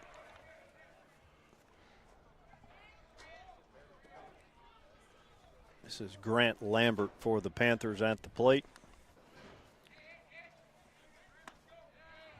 Misses up high, ball 1. Nobody down. Jags desperately needed an out there. And the overthrow. And again, great base running by the Panthers to be aware and take the a lot of guys on the infield hit would just be giving up at third, but he was moving the whole way. Wasn't stopping until his coach told him to. They've the best I've seen so far on the base pads this year. I know it's early, but they know how to do it. Well, they look like they've been playing 2 months longer than everybody else right at this point. But when you have great speed, team speed, you better use it because it's a killer. I mean, look at the last 2 years, this Payne Park squad has really, really used their speed to their advantage. And a team that may not be quite as talented as some of the squads they beat, they did so. That will get foul out of play. 1 ball, 2 strikes here. Well, even Cole Edwards, he had great power, but he had tremendous speed also. So it puts so much pressure on the defense when you have that speed. I don't even like bringing it up that Cole was 6'5" and 215 pounds and also was the fastest guy I've ever watched run. He knew how to do it. He really had did. the speed that was. And you had Jack Kendrick tagging up on a foul ball, fly ball, with his speed, right? There's a pop-up that's going to get out behind us. Just behind us. Souvenir for some lucky fan here. There's another one right there. See that one stuck under it? 1 ball, 2 strikes here to the batter. Who's the batter, Mike? They're not updating it on Game Changer. Number 18 is Grant Lambert. Yeah, Panthers started adding some pinch hitters into the lineup here. Not getting taken accounted for in Game Changer. Runners go. Called strike, and the throw just off the base. They're going before he even starts his motion. Yeah, that was a call double steal right there. They were both going on first movement there. Yeah, they're getting walking leads, and I'll be honest, that can all be put to rest with our middle infielders. And right now they're not doing a good job because these guys, you see them, they're getting a short lead, keeping our shortstop and second baseman away, and then as he comes set, they take another step, and then they start walking, and as long as nobody comes to cover them, they just bolt. That was, though, called strike 3 for the first out of the inning there for the called strike right at the letters. Ricky's favorite pitch. They weren't calling that early. No, but I think it's a 7-0 strike. The pitch he called strike 3 was up around his chin. Yeah. He stood up to catch it, and he caught it right in front of his face mask to throw it down. And I don't think we have one of the better umpire crews today. I think they're ready for a run to the snack stand. Well, is this number 33 Dylan McCallman? Yes. Okay. His first at bat of the game, is that correct? Yeah, and he came in. I think he subbed in for Appling. Appling in the collision last inning. Appling. That's going to be a pop fly. Should stay in fair territory. Les Smallwood makes the grab. Good job. That's a tough catch there for Smallwood. He did a good job calling off Paquette and getting the second out. In my opinion, you should never have to call off the pitcher. The pitcher should be in the dugout on a pop fly like that. Sometimes if it's a short fly ball that I doesn't get get it, much. but I get it, but you know, but also you got to remember, Paquette is not a. he's a second baseman. I know he's an infielder, so you can do it. But I just remember my well, it's still, even if you're an infielder, it's still just difficult coming off that mound and catching a ball. It just feels differently than it does at second or shortstop. I remember my high school coach said, if you're pitching and I see it pop up in the infield, when I look down, I better see you sitting in the dugout. What was who was the guy? I think what was his name? Ryan Appling. He was a quarterback. I think for Appalachian State or somewhere, and then he ended up in the pros, I believe. I believe you're right, Ricky. Something like that. I don't know. Y'all said Appling a minute ago. Ryan Paquette's done a nice job coming in relief for Bryce Campbell here, even though he gave up the run. So I tell you what, doing these games in the sun, it eats up the battery on the iPad because you got to have the brightness all the way up, you know. Jimenez at the plate. He's also pitching this no-hitter. Tell you what, George, if Game Day Sports Radio wouldn't have just gave me a big raise, they probably could have upped your allowance for a better battery. Yeah. There's another fly ball. That ought to get us out of the inning, I hope. Right fielder's under it. Brody Bragg and right. Brody Bragg. But I tell you what, Brody Braggs is making himself at home out there. He is, man, and I think he's taking the most out of his opportunity. So Jags will come up looking for their first hit in the game. Reese Jones, followed by Evan Timeout Taylor, and then Joe Southern Cross, then Evan Timeout Taylor. 2, 3, 4 hitters for the Jaguars. I'll be right back. Anybody need anything? Just bring me some cash. I would like to know what our method is for finding who's going to be our designated player to deliver balls to the umpire, because Connor Kenny's doing it this year. And when you watch Connor take balls out there, he does it like he's on a mission. He doesn't smile. Takes pride in it. He jogs. He runs out there, gives them to him. And last year, C.J. Gross did it, and C.J. Gross was the same way. C.J. would run out there. Now he pitched some, and when he pitched, he didn't. But I remember watching like how serious some of these guys seem to be taking the balls out there, and I'm like, who's picking them? They're doing a good job. Where did C.J. go to college? He is at is it Wallace Hansful or Sneed? Okay. Or he's pitching there? Yes. And he's a bulldog. He is a bulldog, and I was talking about him with somebody today that having a conversation with one of the Chelsea parents about guys who can't throw strikes throwing 92 versus guys who throw 83 but can throw strikes. I'll take the 83 all day. Yeah. And every coach in this around will as well. And the mentally tough aspect of it, I know that gets overblown and talked about, and some people get that tag when maybe they do or don't deserve it. But that kid, he seemed to be unflappable. Yeah, well, CJ was one that he understood baseball. He understood pitching, I should say. And he understood hitters and pitching and all of that. He understood ball placement, speed. So he had a really high pitching IQ.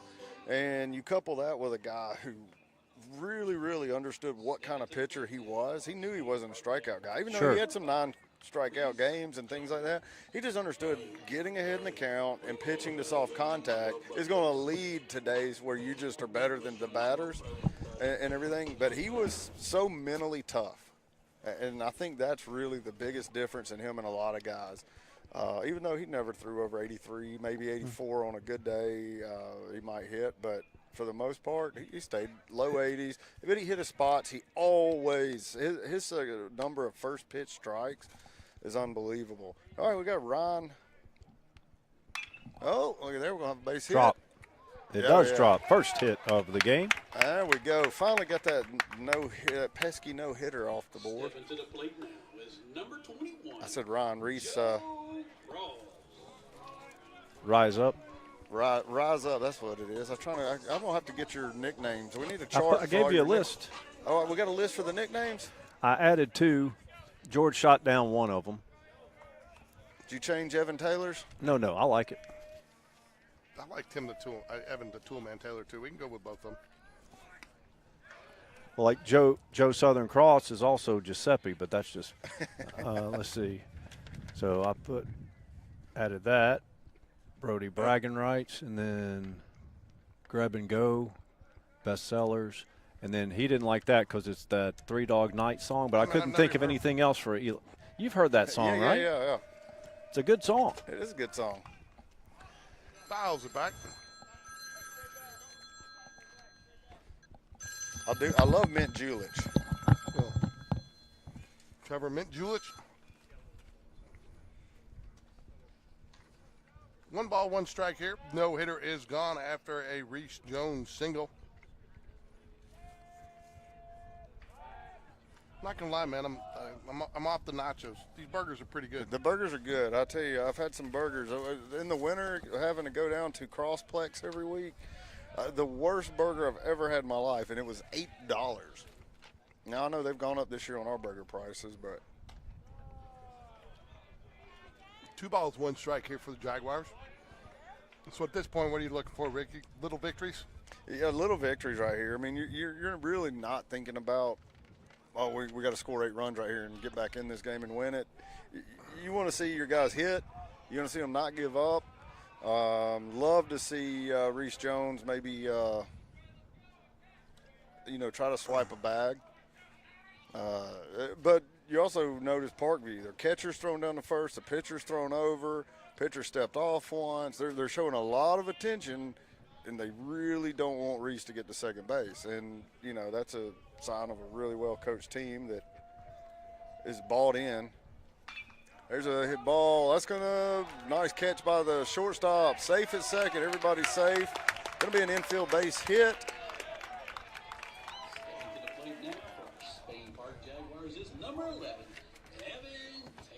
Joe Cross coming through again. We were just talking about Joe Cross the other day, George, and Joe has been a handful at the plate.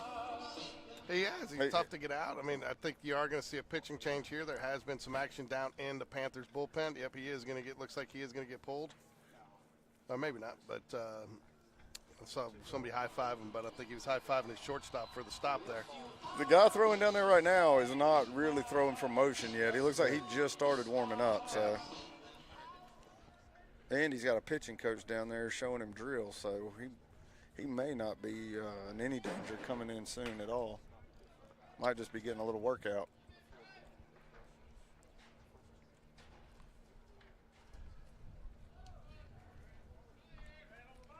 Tell you what, I like their catcher. I love a catcher that is really active.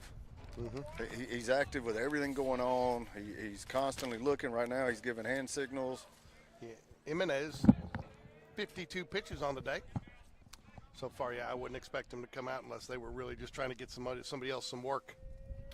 Evan Timeout Taylor up to bat for the Jaguars with 2 runners on here. Jags' first chance to really get something going offensively today. Mike's first chance to scarf down that hot dog. You better hold on to it, though. We got a hot dog and a half wind here. I'm holding on tight because I'm hungry. So,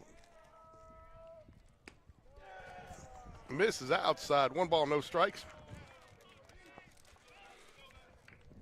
Ricky, I'm sure it's not unprecedented, but when the coach told me that they graduated 11 kids, and then he paused and they said they're all playing at the collegiate level, that can't be normal.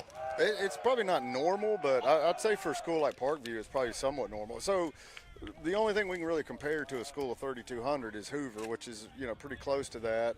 And Hoover had 10 or 11 guys go to college last year. Did they really? Yeah. From baseball? Yeah. Okay. And they weren't really that good of a squad, but they had all that talent. Right. And I coached there we go. Bases loaded right now. The pitcher's starting to show a little bit of his sophomore, and everybody can get rattled a little bit from time to time. So Connor, grab and go, will step to the plate with Nash, Crash, Davis on deck. Nobody out for the Jags. Bases loaded here.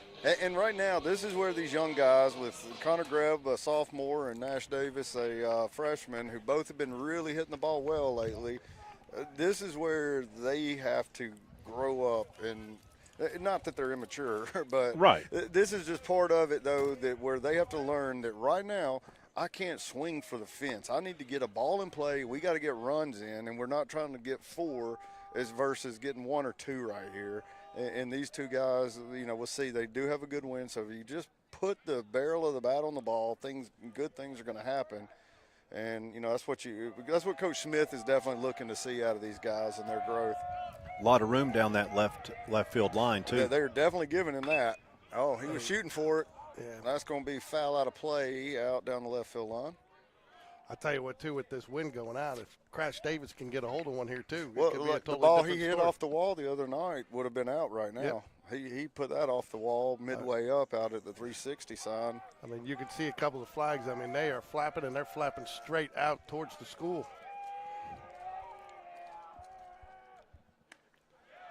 Ooh. Not sure where that missed. It must have been inside or outside or something. A little inside. Little I think it in. was a little inside. I tell you what, even with this wind, I'm still not sure anybody can hit one as far as Cole Edwards hit that one that day. Well, there's a lot of things that Cole can do that nobody we know can do. 1 ball, 1 strike here. Bases loaded, nobody down. Misses inside. 2 balls, 1 strike. Be curious to think, like that Cole would be a great interview if we can sometime this season. We'll get him. But just because like that adjustment from going from here, playing at 7A in Alabama, which is and some pretty dang good baseball, but all of a sudden you're in SEC right away. Fouls it off his foot. 2 balls, 2 strikes, even up the count. Go ahead. Yeah, just occasionally you're going to catch a Tuesday pitcher from a D2 school or something, or a small D1 school, still going to throw 91. He's still going to have good stuff. You're never going to get a guy who just comes out there and throws junk and you can just shatter everything he throws. Nice to see him get his first start and get Swing the homer. and a miss, strike 3. And that's the big thing with to me with Cole is that all of a sudden he was a superstar. He's the guy everybody wants up to bat anytime the game's on the line, and just the confidence. And then all of a sudden you're on a team with 20 or 30 guys just like him. Right. Cade Bellew just killed it last year after Cole, kind of hit a slump and they swapped the 2 of them out. Now you've got both of those guys. It's just a team full of talent. Called strike on the outside corner there. Oh, no balls, 1 strike. All right, Crash Davis, we need a base hit right here. Who's this Annie chick? Annie, get her out of your head. That's for you, Doug Cole. Movie line of the day. Lays off the off-speed pitch. Oop. Wrong button. This is where a freshman has to grow up fast. Quality pitching. Of course, being down 7-0's not a lot of pressure, but you still want to perform. 1 ball, 1 strike. Jags have put up 2 hits in this inning. Oh, fouls it back out a little bit in front of that, wasn't he, Ricky? Yes, he was.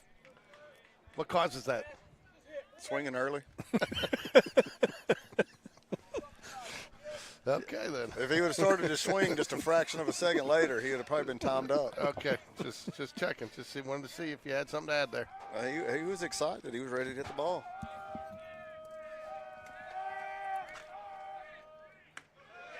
Lays off the off-speed. Good eye there. 2 balls, 2 strike. Tried to get him to chase there. He thought about it briefly for a second, but holds off. It's a good take by a freshman, I'll tell you that. It's a great pitch by Jimenez. Yeah. Yeah, Jimenez has definitely showed his worth on the mound today. Oh. Good eye. I tell you what, too, that was one that Crash Davis couldn't just look like he decided he wanted or not, All right, so look, I do like that. You send the runners here? No, yeah. Send them. Go ahead. It's only 1 out. The coach looked over at the catcher for Parkview, and he had his hands up like, "Where's that at?" And the catcher said, "It was out. It was out." Oh, and he knew it, too, as soon as great pitch by him and just come back. I tell you, that's what's impressed me the most about him today, Mike, is his confidence on that 3-2 pitch. Yeah, look, on 1-2, he went breaking ball outside, tried to get a chase. Never did get the chase. Gets the count to 3-2, and then he just throws him a fastball right down the pipe. Yeah. It's more obvious with the pitcher on the mound, but again, you watch this team and the body language from dugout to position players, and they all look like they belong. And he doesn't look phased. Swing and a miss, strike 1.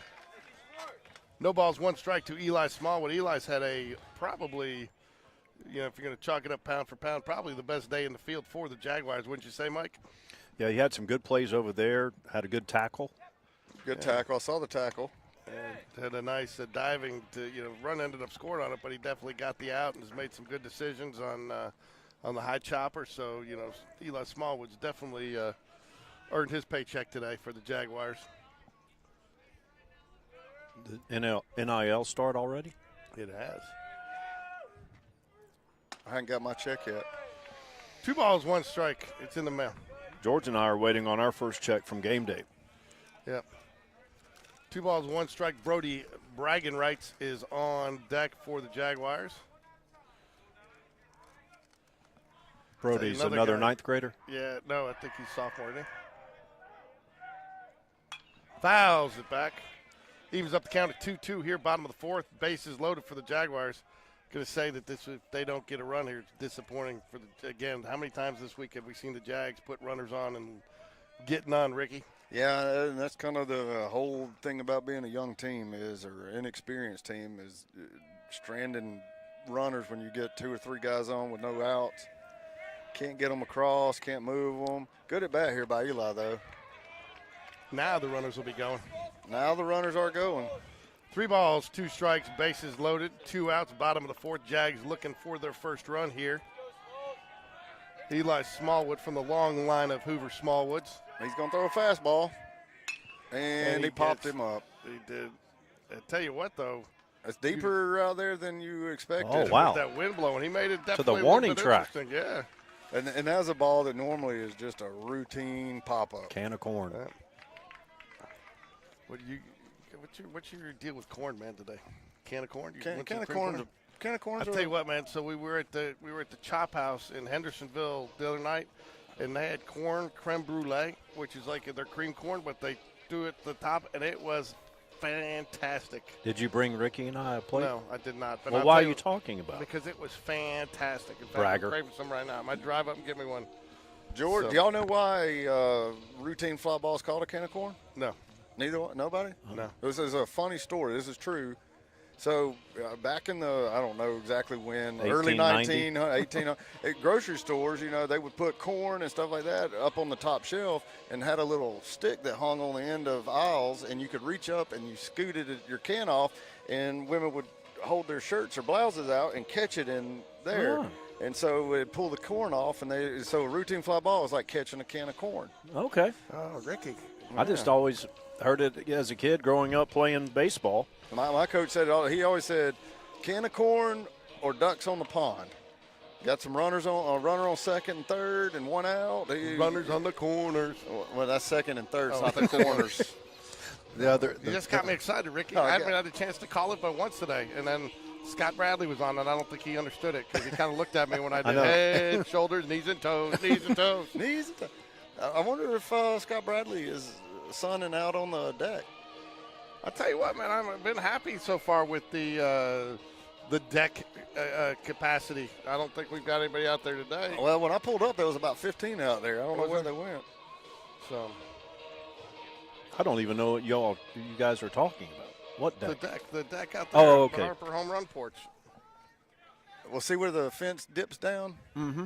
Yeah, right behind that is a big deck back there. That Ricky built. That it still hasn't been condemned. Actually, Ricky did a nice job. We get Alan Paquette on here, and he'll tell you the story when they sent the inspector out. He got out, and he pulled up, and he goes, "Oh, this is actually a nice deck." Yeah, I heard it. Yeah, he was thinking that we had something, so we're going to have to recharge the iPad here, so we're going to lose that for a minute there, folks. I have to plug it in between innings, but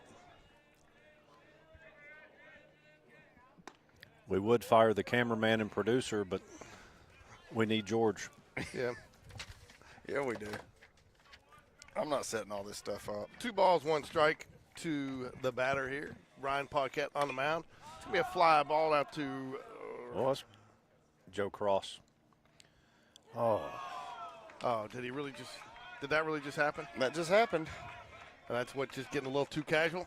Mm-hmm. And that's what I'm saying is like we've got these guys. I know they're good ball players. They're making a lot of little small mistakes like that because I feel like they're not really appreciating where they're at as sophomores, being, starting on this varsity squad. Also got a little news here just popped up that may be interesting to some of our viewers.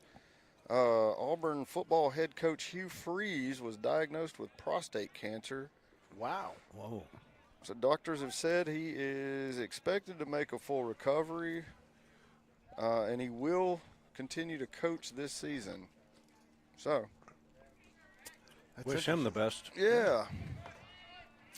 Whether you're an Auburn, Alabama fan, I don't want anybody dying of prostate cancer or any kind Hopefully of they caught it early. Yeah, it sounds like it. It says it. My dad had it. He caught it early, and he's at 78. He's still going strong. So hopefully that's the case with Coach Freeze. Yeah, that's why you get tested, right? Well, that's not why I test you, George, but Yeah, I know. I'll start doing that too. We test you because it's fun, George. 6 hits here for the Panthers today, 7 runs. Story has been, though, the Jaguar errors. So why was he out in front of that one, Ricky? He swung too early. So, Yeah, look, so if they pop one over this way, it's because he swung too late. okay. Unless he's a left-handed batter, right? That one was odd, though, because it was so far inside, the ball went through his legs and in between his legs and bounced off the inside of his left knee. Fouls it straight back at the press box. Ryan Paquette battling here. Oh, no balls, 2 strikes. Nobody out. Should be 1 out. Another untimely Jaguar error in the field. Allows the runner to get to second. But again, good base running by the Panthers to be aware and alert and running hard from out of the box. A hard ground ball right at Reese Rise Up Jones. Nice throw. Gets the out. 1 away now. And that's what you look for your shortstop leader to do right there, get the out. But again, it's unfortunate because if you get that first pop-up out, you got 2 outs here. You got a chance to maybe get back in, get the bats going again. Feel good about things. And while I know that the correct play is always to go to first right there, Reese definitely had him at third. Yep. Ball hit that hard right on the button to him.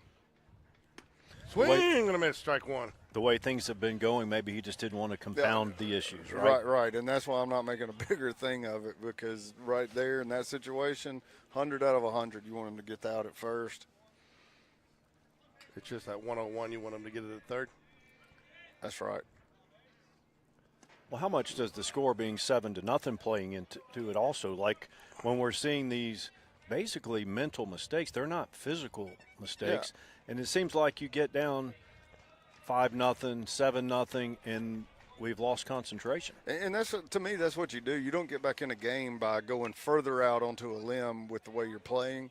You get back into a game by settling down and making routine plays. And baseball coaches, this is the hardest thing for, I think, casual baseball fans is to go, we're only down 7-0. This is easy to come back from, It's not. No. It's not, because the more you press to try to force that, the more you usually get further down. Well, it's harder to manufacture runs when you're down 7 because you can't afford to give up outs. Right. When it's 0-0 and you steal and get caught or do something like that, well, you haven't really put yourself in a hole. But when you're down 7-0 and now you're trying to do that and you're getting out, people are all of a sudden yelling, well, why are we stealing and getting thrown out? Mm-hmm. 2 balls, 2 strikes here. Gets the foul ball back out of play. We'll reset and do it again here. This is number 4, Mason Davis at the plate for Parkview Panthers. I tell you what, Eli really got a hold of that. I mean, normally it just shows a little bit of that wind, but that drifted a lot farther than I expected to. It made it to the warning track. I know. And it almost looked like he got it he was one hand on the bat and got it off the end of the bat way out in tough front. play here. Who's going to get there? Oh, I think Brody Bragg should have called him off of that.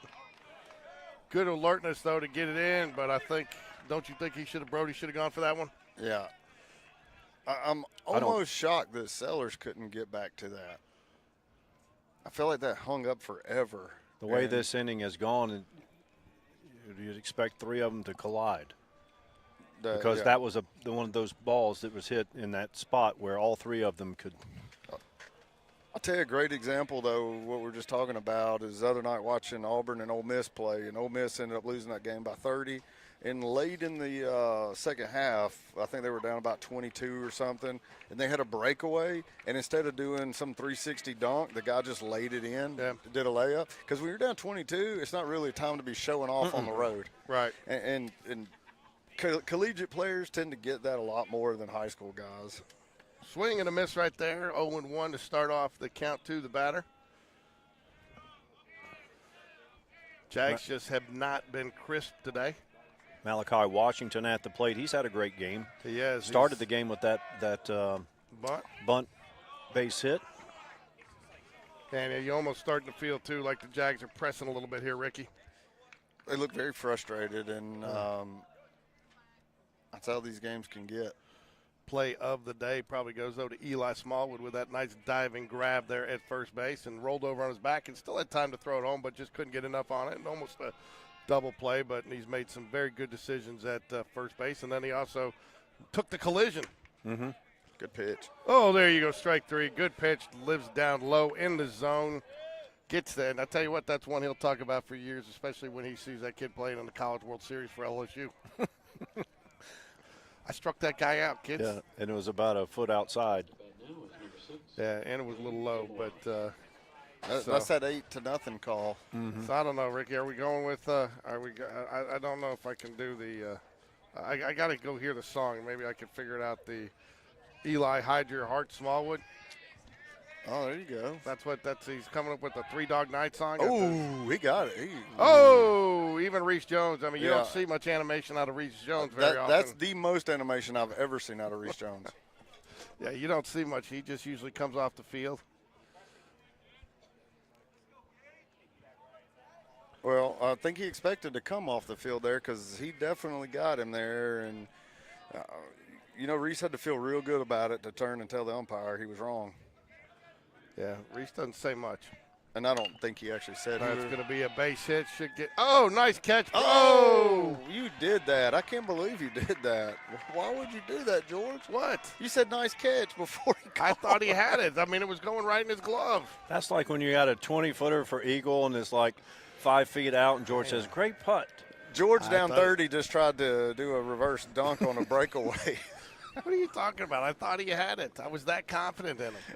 It was a full sprint, full out dive. And he dove, and it looked like he had it. Until he didn't. It was a heck of an effort. And great base running, though, by the Panthers. Don't change the subject. Yeah, okay. He couldn't wait to talk about base running. Nice called strike there. Ryan Paquette battling today. He's, again, Ricky, it's one of those things that you got to keep pounding the zone, right? Just pound that zone. And I mean, look, I'll be honest. I mean, I think Paquette's had a really good outing here. I do too. And he struck some people out. He's good called strike. This umpire kills you with that delayed reaction. Well, I mean, it was it's just real like nonchalant. A curveball. I mean, it could have been outside there. It looked like it painted the corner from here, but then when he waits, you don't know what he's going to call. No balls, 2 strikes, 2 outs here. Jack's trying to get out of the inning here.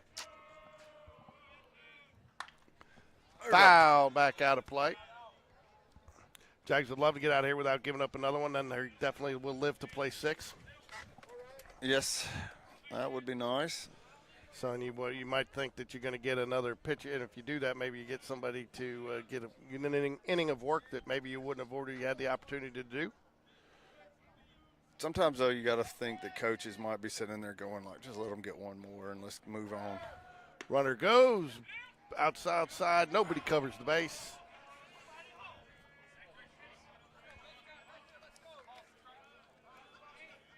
One ball, 2 strikes, runner on second.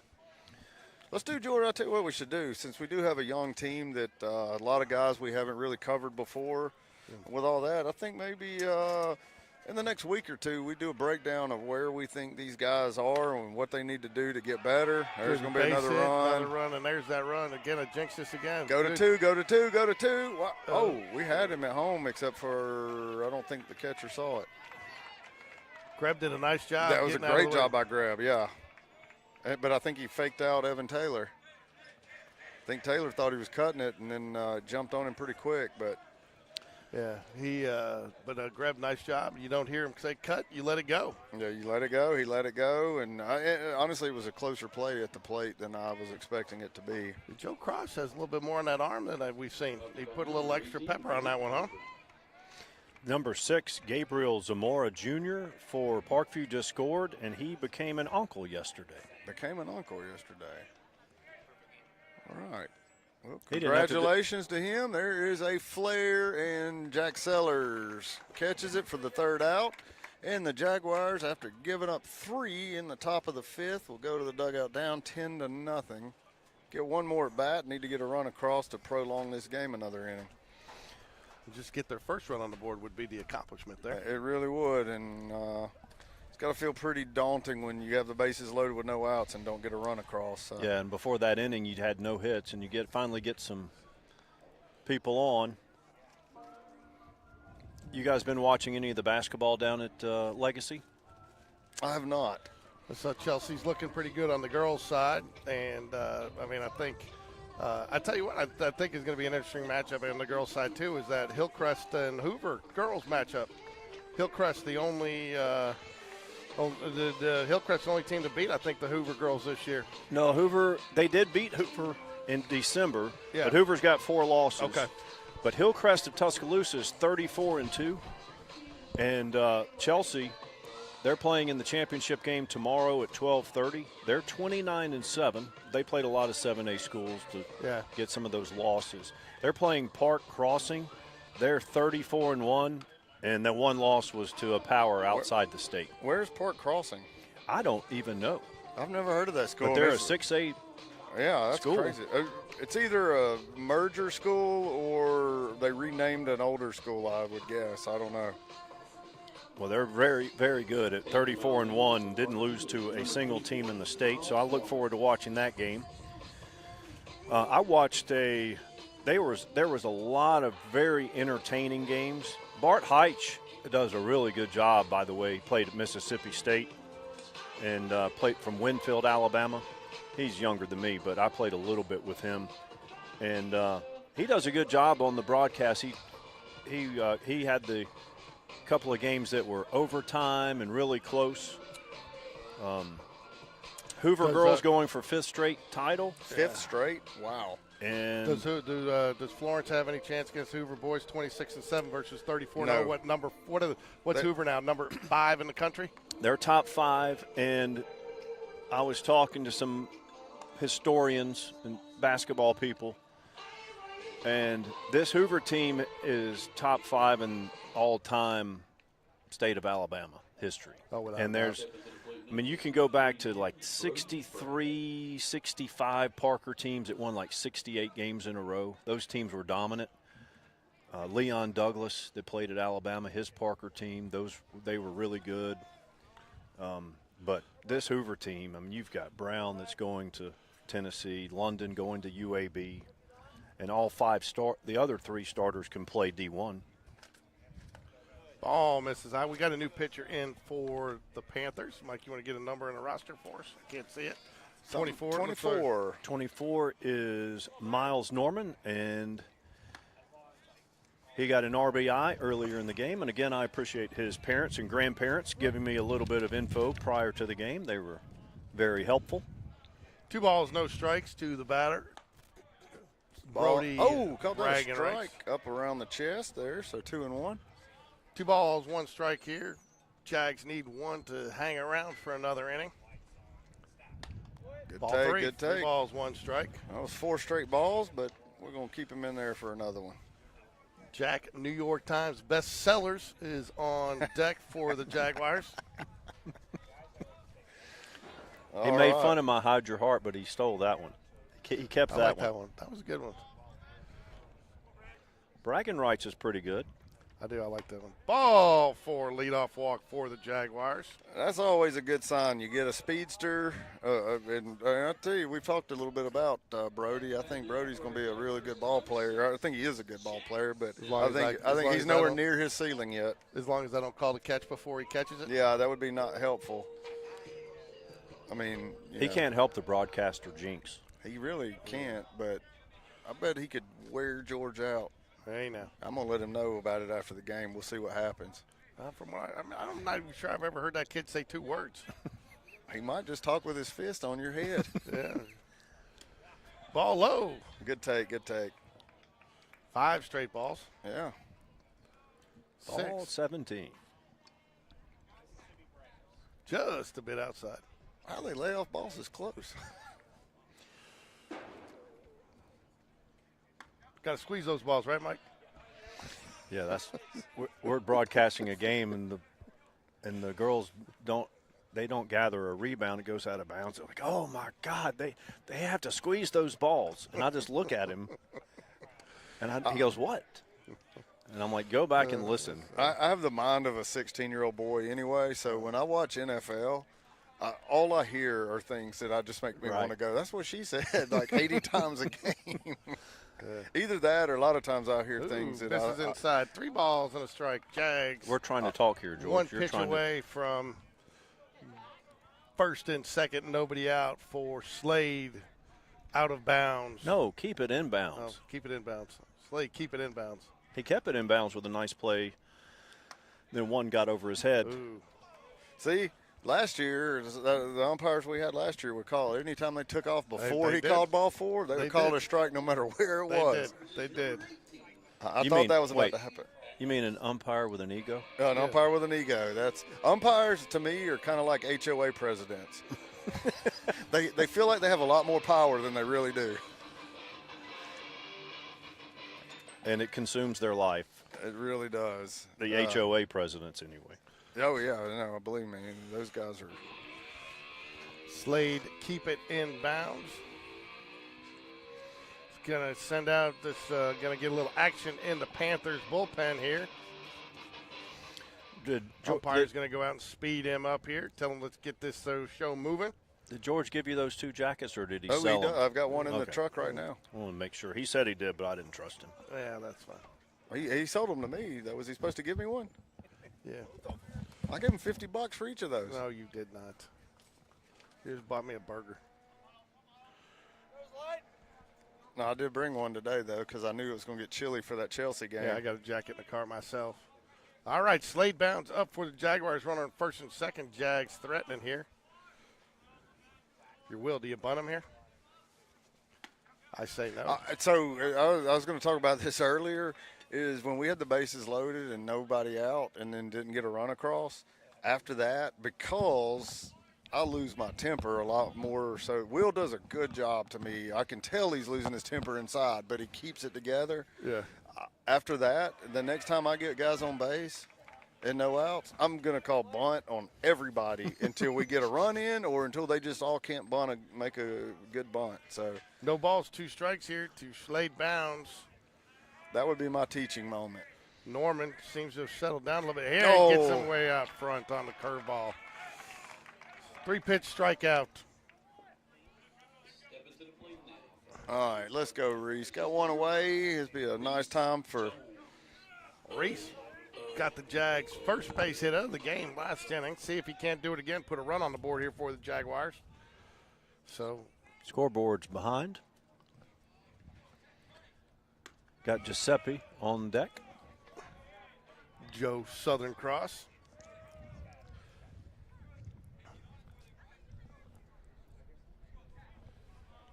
One ball, no strikes here to Reese Rise Up Jones.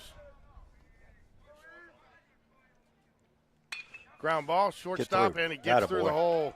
That's going to get a run in. I'm sending him no matter what. And they cut it off. Jags are on the board. Put him on the board. Base hit RBI for Reese Rise Up Jones. 2 hits on the day. He's back. What? Is he back up to bat? Booth crew struggling a little bit today, folks. It's Friday. They're probably drunk. 10-1 now here. Jags get on the board here in the bottom of the 5th. We have to get the bat off the field, so Joe Southern Cross will step up to the plate with Evan Timeout, the tool man Taylor, stepping up onto the on-deck circle. Just like most catchers, they like to take their on-deck swings almost from behind the plate. Catchers are just smarter.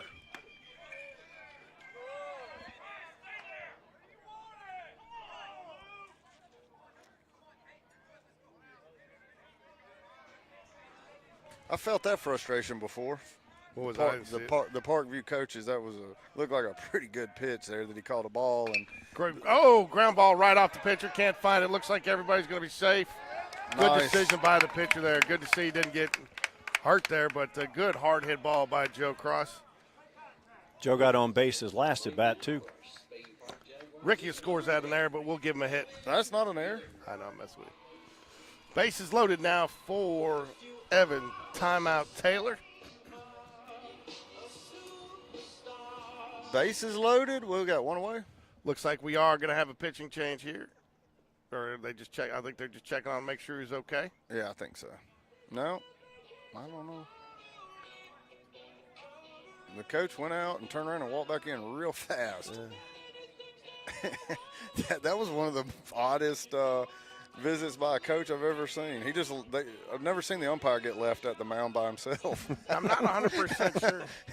I'm not 100% sure it caught him square there. I think it caught the actual rubber and his leg kind of at the same time, and that's what killed it right there. But it feels like it hit the rubber and then hit his foot and shot back down, and it was spinning, and it was trying to work its way back up the mound while it was spinning in the, I guess, the walnut husks. Nice pitch. Fools him on the curveball there.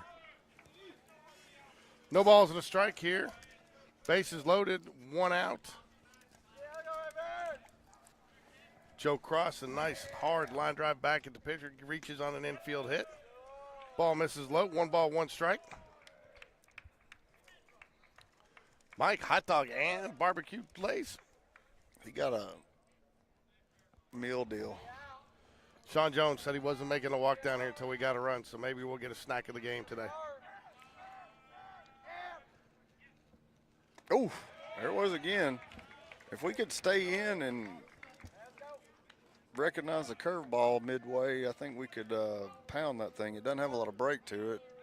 It's spinning more than anything. Miles Norman's got a nice curveball. Who? This kid here. Gets him looking again, strike 3. Gets him on 3 curveballs. I was going to say it a minute ago, on these young guys, you can almost throw them all curveballs and strike them out. That'll bring up Connor Greb-and-Go here with 2 outs. Nash Crash Davis on deck, stands in the on-deck circle, hoping that Connor Greb will get on with bases loaded and can add to this Jaguar run total in here in the bottom of the 5th. Parkview scored in every inning today except for the second. Called strike. No balls in a strike here. I'll tell you what, Booth Crew's struggling today. There's 2 outs by my book. There is 2 outs. Jags 4 hits, though, on today. Ball misses. 1 ball, 1 strike. I mean, their coaches could get mad about that one. I understand their issue with the one they got mad about a minute ago, but that ball was 6 inches below the knee. And, I mean, we have a great view of that.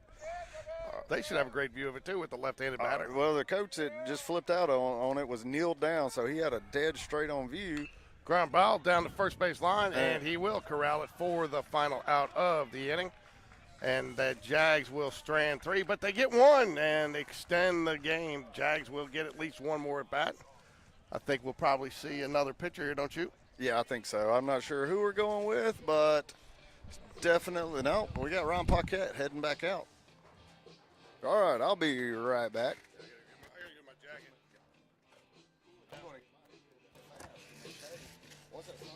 Yep.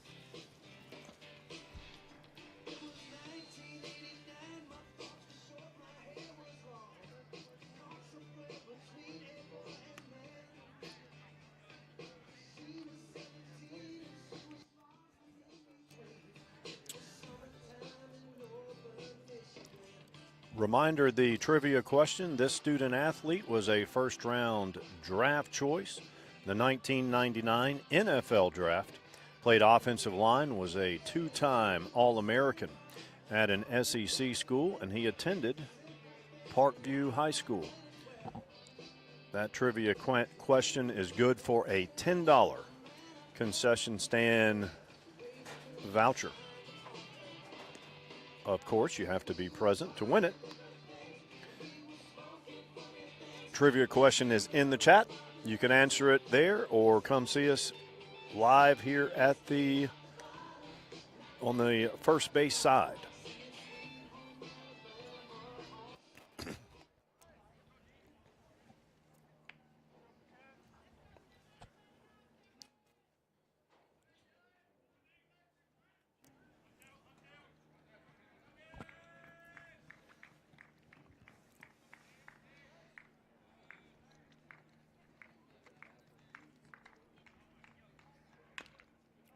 First pitch fouled off.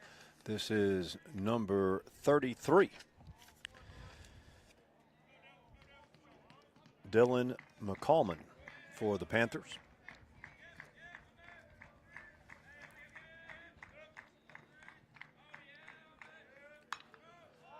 Pop fly out to left field. Joe Cross gets underneath.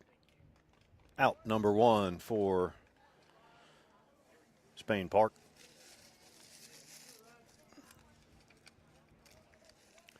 Joe Cross also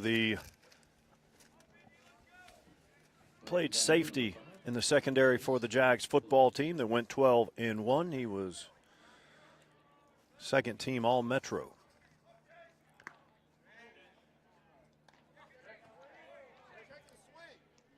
Yes, he went around. Chase Vigilance, outfielder, at the plate. No balls, 1 strike. Scoreboard is wrong. Now 1 ball, 1 strike.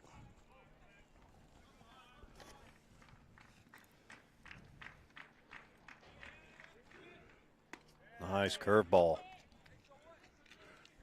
1 ball, 2 strikes here to, it's not Norman, but. This is number 5, Chase Vigilance. Swing and a miss, strike 3, gets him on the off-speed pitch.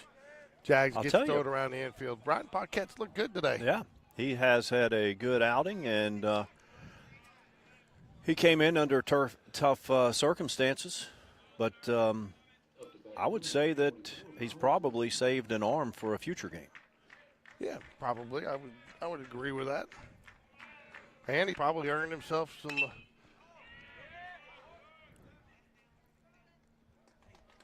Good communication out there. Bragging rights. Oh, so it's the 3rd out of the inning. So Jags come back up quickly. 3 up, 3 down inning. George, did you watch any of the Hoover semifinal game? No, man. I was traveling for work. I had no time. I didn't get to see the Hoover-Huntsville game, which was probably the de facto championship game. Hoover won by 3. Everyone else they have just steamrolled, and it's at one point they were up by a large margin, but they had Dwayne Brown and Jackson Sheffield on the court at the same time playing high-low, and it was unguardable because Dwayne Brown 6'10", Sheffield 6'11", and Dwayne Brown has handles and can handle the ball. And it was just basically unfair. So we just got a Ward Smallwood text in, Matt Stitchcomb. That is correct. That is correct. So come get your $10. He's not here today. He's out in Georgia watching his other son play college baseball. Oh, yeah. So we'll get you your $10 gift certificate. Well, he needs to designate it to someone here because it's got today is the. Give it to Eli when he gets done with the game. There you go. All right, there's the first one.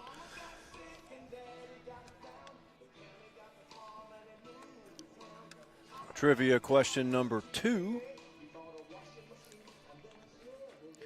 Eli deserves it. He made a good tackle on first, came away without a concussions, had some good play in the field. Hit one to deep left to the warning track, couldn't get it out, but the second question is this former Jaguar was drafted in 2011, did not sign a contract that year. He was again drafted in 2014. He went on to play for these organizations: Angels, Braves, Cardinals, O's, and Diamondbacks. And just last week, he signed a contract to play professionally in Mexico. And speaking of Smallwood, hit by pitch. Stepping in the box now is number 3, Eli Smallwood.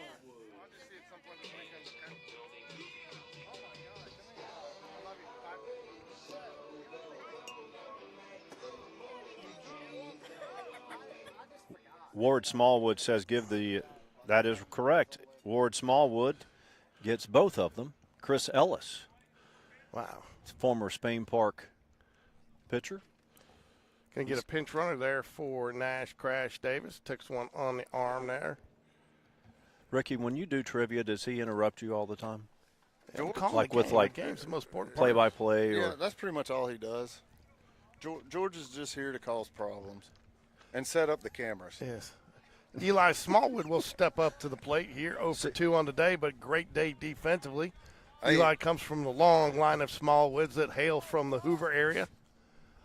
In fact, the Smallwoods are out watching Evan Smallwood, Spain Park standout shortstop, playing in Georgia today. When I didn't see Amy and Ward sitting in their usual spots, I assumed that they were watching Evan today. Yeah, so hope that he has a good game today.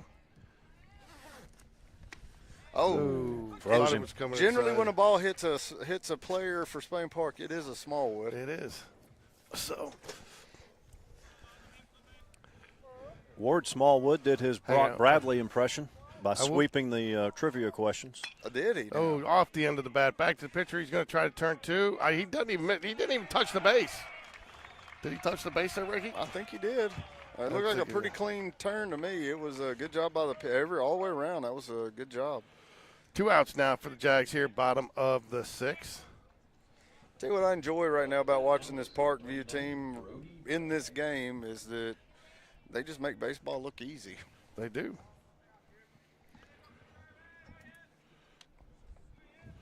I tell you what, though, we were talking about that hit earlier with Eli at first. Eli definitely laid out the harder of that hit. That was that a kid violent collision. It was, and that other kid hasn't come back. You hope he's okay, but I was back there. Was the throw that bad off, or was it just pulled him into the line a little bit. It wasn't that bad. I just thought it pulled- was a pretty good throw. It wasn't bad. It really was more the timing of it. It got there. They kind of all got there at the same time. The ball, the runner, and he did have to kind of come across the line a little bit. But Brody Bragg with a swing and miss now, 2-2. Or is that 2-1? No, that was a 2-0 pitch. All right, I'll tell you what. So George, that made me start thinking about something. How long before we see the softball bases at first in high school? Now that it's in college baseball or SEC just implemented. oh, did it? they? Probably next year. Yeah, did you see Florida and Stetson the other night? Stetson lost the game because their runner hit an RBI base hit in 8th or 9th inning, and it tied the game. I shouldn't say they lost because of this, but they just tied it. But they called him out because his foot got about 1 inch of the white bag instead of the green bag that's on the foul side. And it's going to take these – we're going to see that more this year with it being new. Well, the other thing is for decades, you didn't have to touch the bag to turn a double play. You just had to be in the area, right? Because nowadays you have replay, Right. and then so like, oh, he didn't touch the bag. But for 100 years, you didn't really have to touch the bag. You just Right. had to be Well, in you're the area. supposed to touch the bag, but you could get away with it if it wasn't, you know. They didn't scrutinize that. They didn't scrutinize it, right. Because it happens so fast. You see them just drag their foot across it. Sometimes they drag it before the ball gets there or something, or Right. they take it out to throw it before they drag it. But, yeah, now it's definitely scrutinized. And I'll tell you something I did when I was in high school probably 5 or 6 times, got away with it every time, was if I was on first or second, the ball gets to the outfield, Looks and like we I'm are going to gonna see- score, I would generally just skip third. I Looks would like just we're gonna cut. see a pitching change here. Yeah, we're going to see a pitch and change. But I would just cut right inside, take a few feet off of it, and run. And I did it all the time. And nobody was ever looking. They're always watching the ball Right, and everything. Oh, they're hitting the cutoff guy. Well, there's going to be a play at the plate. And by the time they look, I'm halfway there. And I think I was safe every time, too. So Ward Smallwood in the chat says Evan was hit by a pitch in the first inning today. well, he's leading. I'm pretty sure he's leading their team. Of course he was. And I think that's his 7th or 8th hit by pitch this season for. I wouldn't expect anything less. Yeah. I've got some great trivia questions for you guys. The next game, I'll send them to you. If I can come here, if I can show up, I will. But if not, I'll give them to you beforehand. Showing up's half the battle, Mike.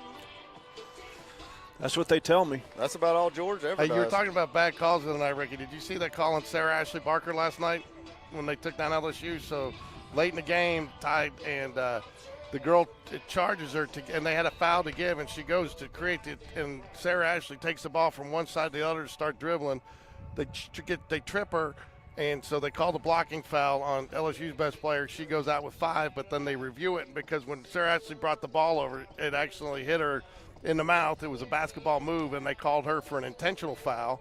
I'm And so assuming they that's fouled Jay them both- Barker's daughter? Yes, and they fouled them both out, and then they gave LSU 2 shots and the ball for the intentional foul, even though it was a basketball move. And so now they got 2 of the best players for both teams fouled out of the game.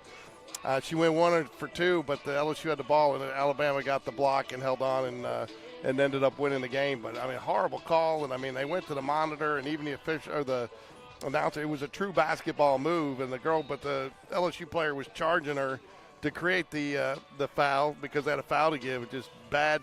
Almost cost Alabama the game. Well, if you ever want to ask me a question that I don't know the answer to, ask me a women's basketball question. All right. Because I've spent less time watching women's basketball in my life than just about anything else. Well, I can tell you this: if you have young kids and you don't know a lot about basketball, not that we have young kids anymore, but watch the women's game at the highest level, because it is the best way to teach, because it's not dunk and shoot threes. They can shoot threes, but it's fundamentally sound. And you watch SEC and Pac-12, well, Pac-12 doesn't exist, Big Ten. After all that, now we're switching the left fielder? Yeah. But it's a good way to teach regardless of gender. That's a good way to learn the fundamentals of basketball. Yeah, I noticed they do.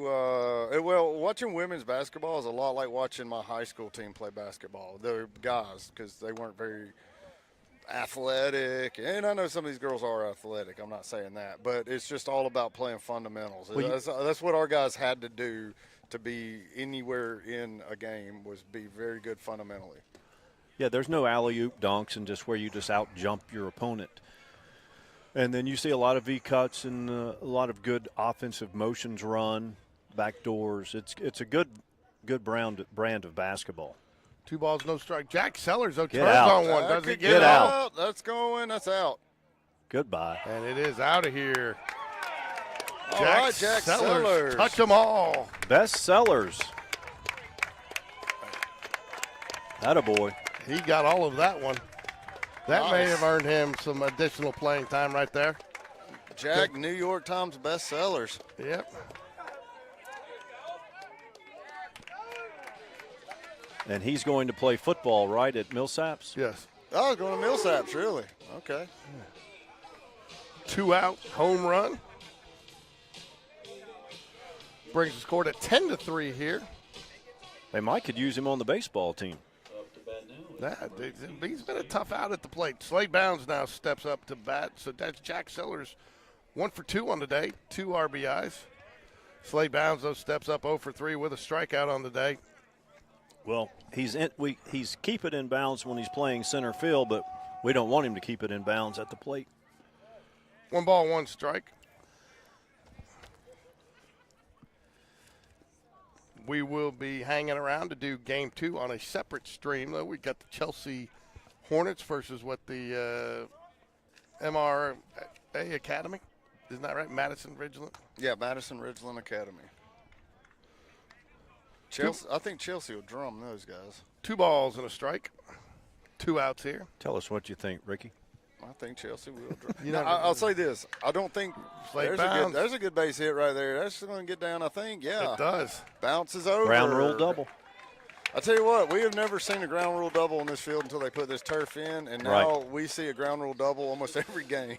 What do you think about the infield? Not just aesthetically, but does it play different, or can you tell from watching it? Yeah, so they use the walnut husks on the infield here, while the rest of it has the black rubber pellets, and stuff. These walnut husks make the ball bounce much truer, like it's dirt. Okay. And it also keeps it where it's hard to tell, but you look around first and around there, you see them rake it.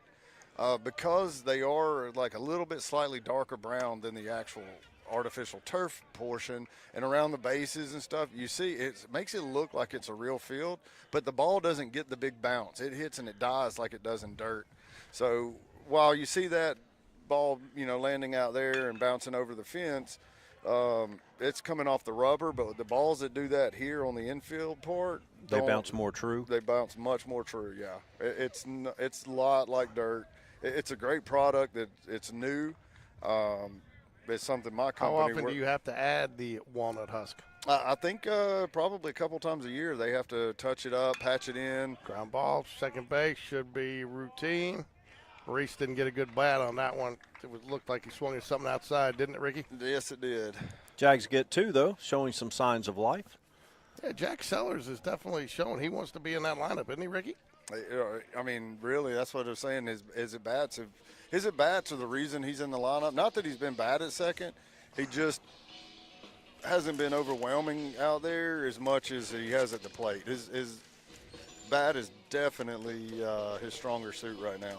So this game will go the distance, 7 innings. Panthers will come up here top of the 7th. Panthers have 10 runs on 9 hits. The glaring stat, though, for the Jaguars is the 5 errors, Ricky. 5 errors. You just can't give good teams 5 errors, 5 extra at-bats, especially in situations. In fact, you go back and look at it. We have a new pitcher. I do not know who this is. Caden Smith. Caden Smith. Who is Caden Smith? He's a junior. He's part of the Smith family. So I've got you a printed roster with numbers here. All right. I know you. I heard you guys complaining, so Oh yeah, where'd you get that, Mike? I created it. You created? Yeah, had to hand type it in. Well, Mike Lorino, Game Day Sports Radio player of the game. yeah, that's for sure. So, as we move to the top of the 7th here, Caden Smith comes in, but that'll close the book on Brian Paquette. Man, I'll tell you what, 44 pitches, 34 strikes. You'd love to have that strike percentage, wouldn't you, Ricky? Yeah, I think Paquette did a really good job. So how many earned runs did he give up? Zero. That's what I was about to say. And the other one, the other glaring stat, 0 walks. So Ryan Paquette, I guess when you throw only 10 balls, it's hard to give up any walks. But Ryan, 3 innings, 3 hits, 3 runs, 0 earned, 0 walks, and 4 strikeouts. Ryan faced 14 batters, but again, what's that? That's just a blazing strike percentage. You got to love to see that. I want to give a shout out to Nancy Simon. She's in the chat. She says, "Yay for Jack Sellers." And for his mom's birthday. That's Happy right. birthday, Ashley Sellers. Happy birthday. So that's a good birthday present. That is, because usually high school boys are terrible at birthday presents for their mom. So congratulations, Ashley. We might get I saw her earlier. I was going to say something to her. All right, And Mr. Don't Sellers ruin her birthday. Mr. Sellers down there has got the game ball for his son. George, I was going to tell you, too, that talking to was a high fly ball there. Is that Ashley's birthday present there? I mean, it's birthday week. Oh, somebody just said it was her birthday today. It should be that, for sure. Her birthday. Monkey's present just for being alive, one of the two. Ryan Paquette, 77% first pitch, or not first pitch, but strike percentage. That is very, very good. That's about the highest you really want that strike percentage to ever get. This Parkview team, almost every batter I've seen, when they get in a bad situation with a count, they grind and battle like they look so comfortable in an uncomfortable situation. I mean, they can. Well, so look how he did not have that really, really wide stance until he got down 0-2. Ooh, just misses. Oh, he calls it. Did he call it? Yeah, he called it strike 3. Strikes him out. All right, that was I hate we had to blow that Speaking call of there. gifts. Yeah, I felt like that ball was a foot outside, but 10-3, you're probably going to get that call from time to time. Making the Smith family proud. Yes, making the Smiths proud. You think he has a Granny Smith? Maybe. I bet she's sweet. Maybe he's a long-lost relative of Will Smith. Might be. Called strike. I never understand, like, when a player, I mean, that looked like a pretty clear strike, just almost right down the pipe, and the batter just shook his head and walked away like he was just Swing and a miss. imagine. Strike 2. Hey, quickly gets 0-2. But Ricky, as a player, don't you, even when you are at the plate, you don't care that the score is 10-0, right? You do not. You don't want to get caught looking. If you feel gypped on a call, it makes you just as mad up 10-3 as it does 0-0. Especially when you don't want to get caught looking on a pitch that's 10 inches outside. You don't care what the scoreboard is. Right, no, you don't. You're a competitor. You don't want you're not going to be happy about that. Also, sometimes, though, forget. Swing and a miss, strike 3. All right. 3-pitch strikeout. I like it. George keeps interrupting our conversations. Hey, man. Like there's a baseball game going on. I'm calling the action, man. You guys just, It's almost like we're talking politics, and he's trying to shut us up. But we're not. No, that's on Sunday. Meet the press. Talk about the we're talking about the important thing with Ryan Paquette. No, I mean, Jags have only given up 2 walks today. From a pitching perspective, I don't think you can look and say any one of these guys. I think Bryce struggled just a little bit, but gave up the 1 walk. And unfortunate, though, the way that situation worked out. But ultimately, the number you brought up a minute ago, that 5 errors, that's the killer. Logan started the game, did not have a bad outing. They got a lot of bunt hits, a swinging bunt, got on base, and then errors. Mm-hmm. Well, the thing is, the Jags are actually winning this game 3-2. We've only given up 2 earned runs. I don't think Parkview's going to see it that way. No. But well, the scoreboard won't change, but well, I mean, Parkview also knows that we be, but they came and they did what they had to do. Got that one. Fly ball out to center fielder Slade. Let's keep it in bounds, and he does. Good inning there by, was it Caden or Camden Smith? Caden Smith. Caden Smith. Good job. And nice job. Comes in. 3 up, 3 down inning. Back to back. Again, Jags are only going to give up. Jag pitching is through 3 innings, giving up 9 hits, 10 runs, only 2 earned, 2 walks, and 7 strikeouts. I mean, if I told you all that number without the runs, what would you think? What? Say the numbers again. I wasn't listening. 7 innings pitched, 9 hits. We were blocking you out. 2 walks and 7 strikeouts. Yeah, I mean that's a pretty good. You'd think they definitely were in the game. Yeah, but then if you tell me we made 5 errors in the field and they made none, I would say we were probably nowhere near being in the game. Now I'm going to tell you here, Panthers pitching, they've given up 3 runs, all earned on 6 hits, 4 walks, and they've got 6 strikeouts. But again, the critical component there is they have been clean in the field, no errors. George, here I got a question for you. All right, there's a guy dressed in all black right there, drinking him something to drink. And when he goes back over there, how many 2-liters would it take to get you to have a belly that size? Oh, my gosh. So I thought that was just extra padding he had, and I thought that was his padding. No, man, he put some work in for that. I bet. Right, so leading off is going to be Joe Southern Cross, followed by Evan, the tool man Taylor. Jags would love to make this a little closer, make it look respectable on the scoreboard. That's a few thousand natural lights over the course of a decade. Yeah. So a few thousand per year. Yep. So 10-3 here. Jags trail middle of the 7th as we move to the bottom of the 7th. Joe Southern Cross 2 for 4 on the day. He's got an RBI. Joe's proving to be a difficult out for pitchers to get. He's the kind of guy you don't mind having leading off an inning, right? You don't. He's a good guy to get on base as a leadoff. What do you think, George, about these cream-colored uniforms? Not my favorite. I'm digging the Columbia blue, the ones we got. I like the pinstripe. I like the black. Of all the uniform combinations, this is my least favorite. It's a little bland for me. See, I'm a big fan of the cream-colored ones, but I'm an old school guy. I like Parkview's white pants with a pinstripe down the side or whatever, and a solid color jersey. But I do like these. It's my favorite uniform Florida State wears for sure. They had Jaguars across their front? No, they wear the cream-colored Seminoles uniforms. Oh, okay. The old-school cream-colored uniforms. I don't like the new baby blue with white pinstripe uniforms. That's my least favorite of all time. Do they have solid Carolina blue? Swing and a miss in Like that? They used to have solid Carolina blue, but now it's Carolina blue and it has white pinstripes, and the pants are the same color, which makes it just look like they're wearing softball uniforms. Yeah, Garanimals. A little bit. Little off the fister. It's going to be a tough play. And there's nobody covered. Good cover. job by the pitcher. That's good coaching right there. I mean, Yeah. that's just a really, really good job by all these guys. And I believe that's Jimenez over at first base now, isn't it, Mike? It is.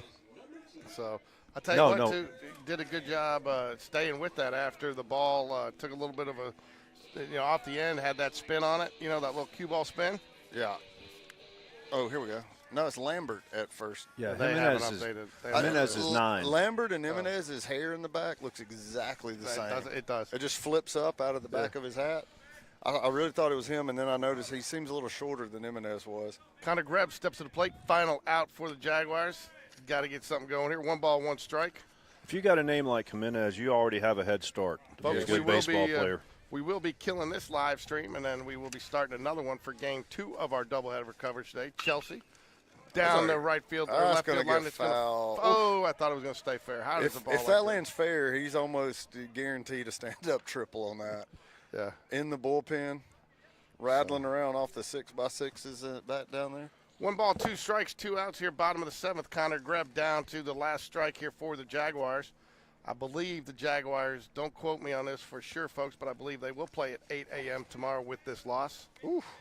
So Ricky says he'll have it all set up for us tomorrow at the Hoover Met. I'm not sure that we will be covering that 8 a.m. game. It depends on which field and where it's at. And if George has a bender tonight. I'm not doing that. I don't do that anymore. Besides, I'm coming off. I had to use my EpiPen last night. They ate at a seafood restaurant. They must have had some scallops or something. Did not start off well after dinner. So You're allergic to scallops, yes. Scallops? Yes, I had to stab myself in the leg with the EpiPen last night. Not fun. You had to do it yourself? Yeah, well, I mean, who else going to do it for me in a hotel? It's all fun and games till somebody gets an eye poked out. There you go. Look at that ball. Stand up double. All right, Greb's a hitter. I'll tell you that. His bat's definitely been impressive. Great effort there, too, though, by the center fielder. And I'll tell you what, too, to find the ball and get it up and get it in. So. The ball didn't even get to the wall, which blows me away. He somehow trapped it under his body. Yeah.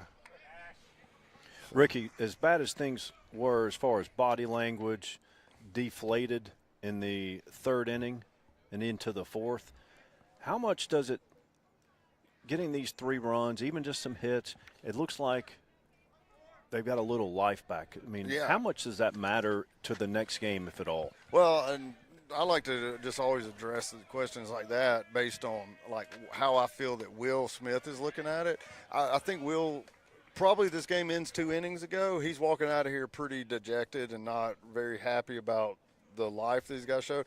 Now, getting back into it, now the score is still going to possibly be a lopsided score, but now they went from 0 hits to 7 hits. Got the same amount of hits as now he's got a teaching moment where he can look and go, 5 errors cost us this game because we had the same hits that they had. But I think he's going to be a lot less upset about how this overall game turned out. See, there's another hit now. Oh, never mind. I thought that was going to make it. I thought it was going to get 3 also. That ball got real slow. It did, and I think it caught the pitcher's glove. And that'll do it, folks. That's a wrap. I don't know why the runs keep coming off this today, folks. So I'm sorry. 10-3 is your final for today's game. Jaguars fall. They score 3 runs on 7 hits, but give up 5 errors, and that's the difference, giving the Panthers 10 runs on 9 hits and no errors. Your winner will be Jimenez for the Panthers. Loser, taking the loss for the Jaguars, will be Logan Bradford. But I don't think that's fair because he pitched a gem. He pitched nice. 56 pitches, 36 strikes. I mean, that's well over. That's 60 in the 60% range for strike percentage. And Ryan Paquette had a nice outing, and Smith, 7 pitches, 7 strikes. You don't see that often, do you? No. And honestly, there's a lot of teaching moments in a loss like this. When it ends up the way it did, you came back and got a lot of hits. You didn't give up. kept playing, had a lot of errors and mistakes that are all fixable and correctable, so that's always a good thing. You hate when you lose games when a team is – I say you hate it. When a team beats you because they're just better. You go out, and that's just one of those things you just walk away and you go, that's behind us, that's over. Sure. You know, we got to worry about the teams we can beat and everything. Now you just got to worry about – you don't worry about Parkview in this game. You got to worry about fixing what – yeah, you beat yourself in this game. You didn't give yourself a chance. And, you know, I definitely think that's what Will's going to walk away and well, the other thing take too, out of this game. I think the other thing too, Mike, you want to talk about early. They Parkview put the pressure on the Jaguars. They got those little bunt hits. The speed on the bases. And they put them on, and they were running, and they were basically saying, make the plays. A couple of good bunts. I mean, they didn't do anything spectacular to start other than the basics and the basic fundamentals by laying down those bunts and getting some base runners, and they put the pressure on early. That speed on the base pads, you said it, the pressure. I felt like our defense, of course, you're going to move around and be in different positions in the field, but we played differently. It put pressure on Spain Park, and it was constant. Every time they had base runners, it was putting pressure on Spain Park. And I believe probably I would vote for Jimenez as player of the game because he was, without a doubt. He those first 4 innings, he was basically unhittable. Well, I'll tell you the other difference maker for Jimenez in the game was how many times did we see him 3-0, 3-1, and he came back and get 3 straight strikes and get the strikeout, you know, and he battled as good with that the behind in the count. He didn't get behind a lot, but when he did, he almost took advantage of it. He used it to his advantage. Well, and to me, that's kind of one of those things where as his coach, you're super proud that he didn't let being down 3-0 or 3-1 affect him. He came back and threw strikes. And then from Coach Smith's side, your batters have to be better than that. And that's kind of a sign of when you've got a bunch of really young guys with not a lot of varsity experience, that's what they've got to learn. And that is, and so you're looking for those things to take and go, for us to get better this year and for you guys to hit your potential next year and the year after, what do we got to do to get better? And we've got to have better at-bats. And we've seen that a lot this year. We haven't had great at-bats. Well, this is not an excuse, but let's take a look at Joe Cross. Joe Cross is an outstanding athlete, all-Metro in football this past season, and he's a good baseball player, but this is his first year on varsity. He's a junior. So he doesn't – and you can play all the baseball you want. And his dad played collegiately, and he's got the pedigree. But until you get out here and experience it, you haven't – like my old coach used to say, for all you that think you have potential, you do. That means you haven't done anything yet. Right. Yeah. And it's like now these kids are thrown into the fire, and sometimes it's not easy, and you're having to see how they respond. Yeah, I mean, what's potential? Unrealized gains. Yeah, gains. There you go. So I'll tell you. So also, too, George, if you want, we can get one of the Chelsea pitchers' dads on the phone. Peyton Hunsacker's dad. I talked to him earlier. On the phone? Can we put him on the mic? On the mic. Do we need to put him on the phone? Well, I didn't want to say put him on mic, so. No, but you can get him on my mic. I can just. I didn't mean phone. I meant on the headset if you here. Put him on the phone. We can put him on the phone, I guess, if we need to. I'm fair weather, so if the sun's about to go down, I'm out. What? So, no, you're not. Yes, I am. What? Man, I thought you were all in today. All in and all in for one game. sunshine. Yep. All right, folks, well, we're going to kill this stream. We'll let you know. Look out tonight. Once we get an official update on what the game time will be, we will try to cover it tomorrow. There are 2 games, so we will at least cover one of the 2. But next up, we will be starting a new stream here in about 30 minutes for the Chelsea MSA game, or MRA game, sorry. So I want to sign off. I want to thank everybody, especially Nancy Simon, who's one of our frequent chatters, Ward Smallwood. Hope everything goes out there well for Evan, and thank you guys, everybody, for joining us. Go Jags.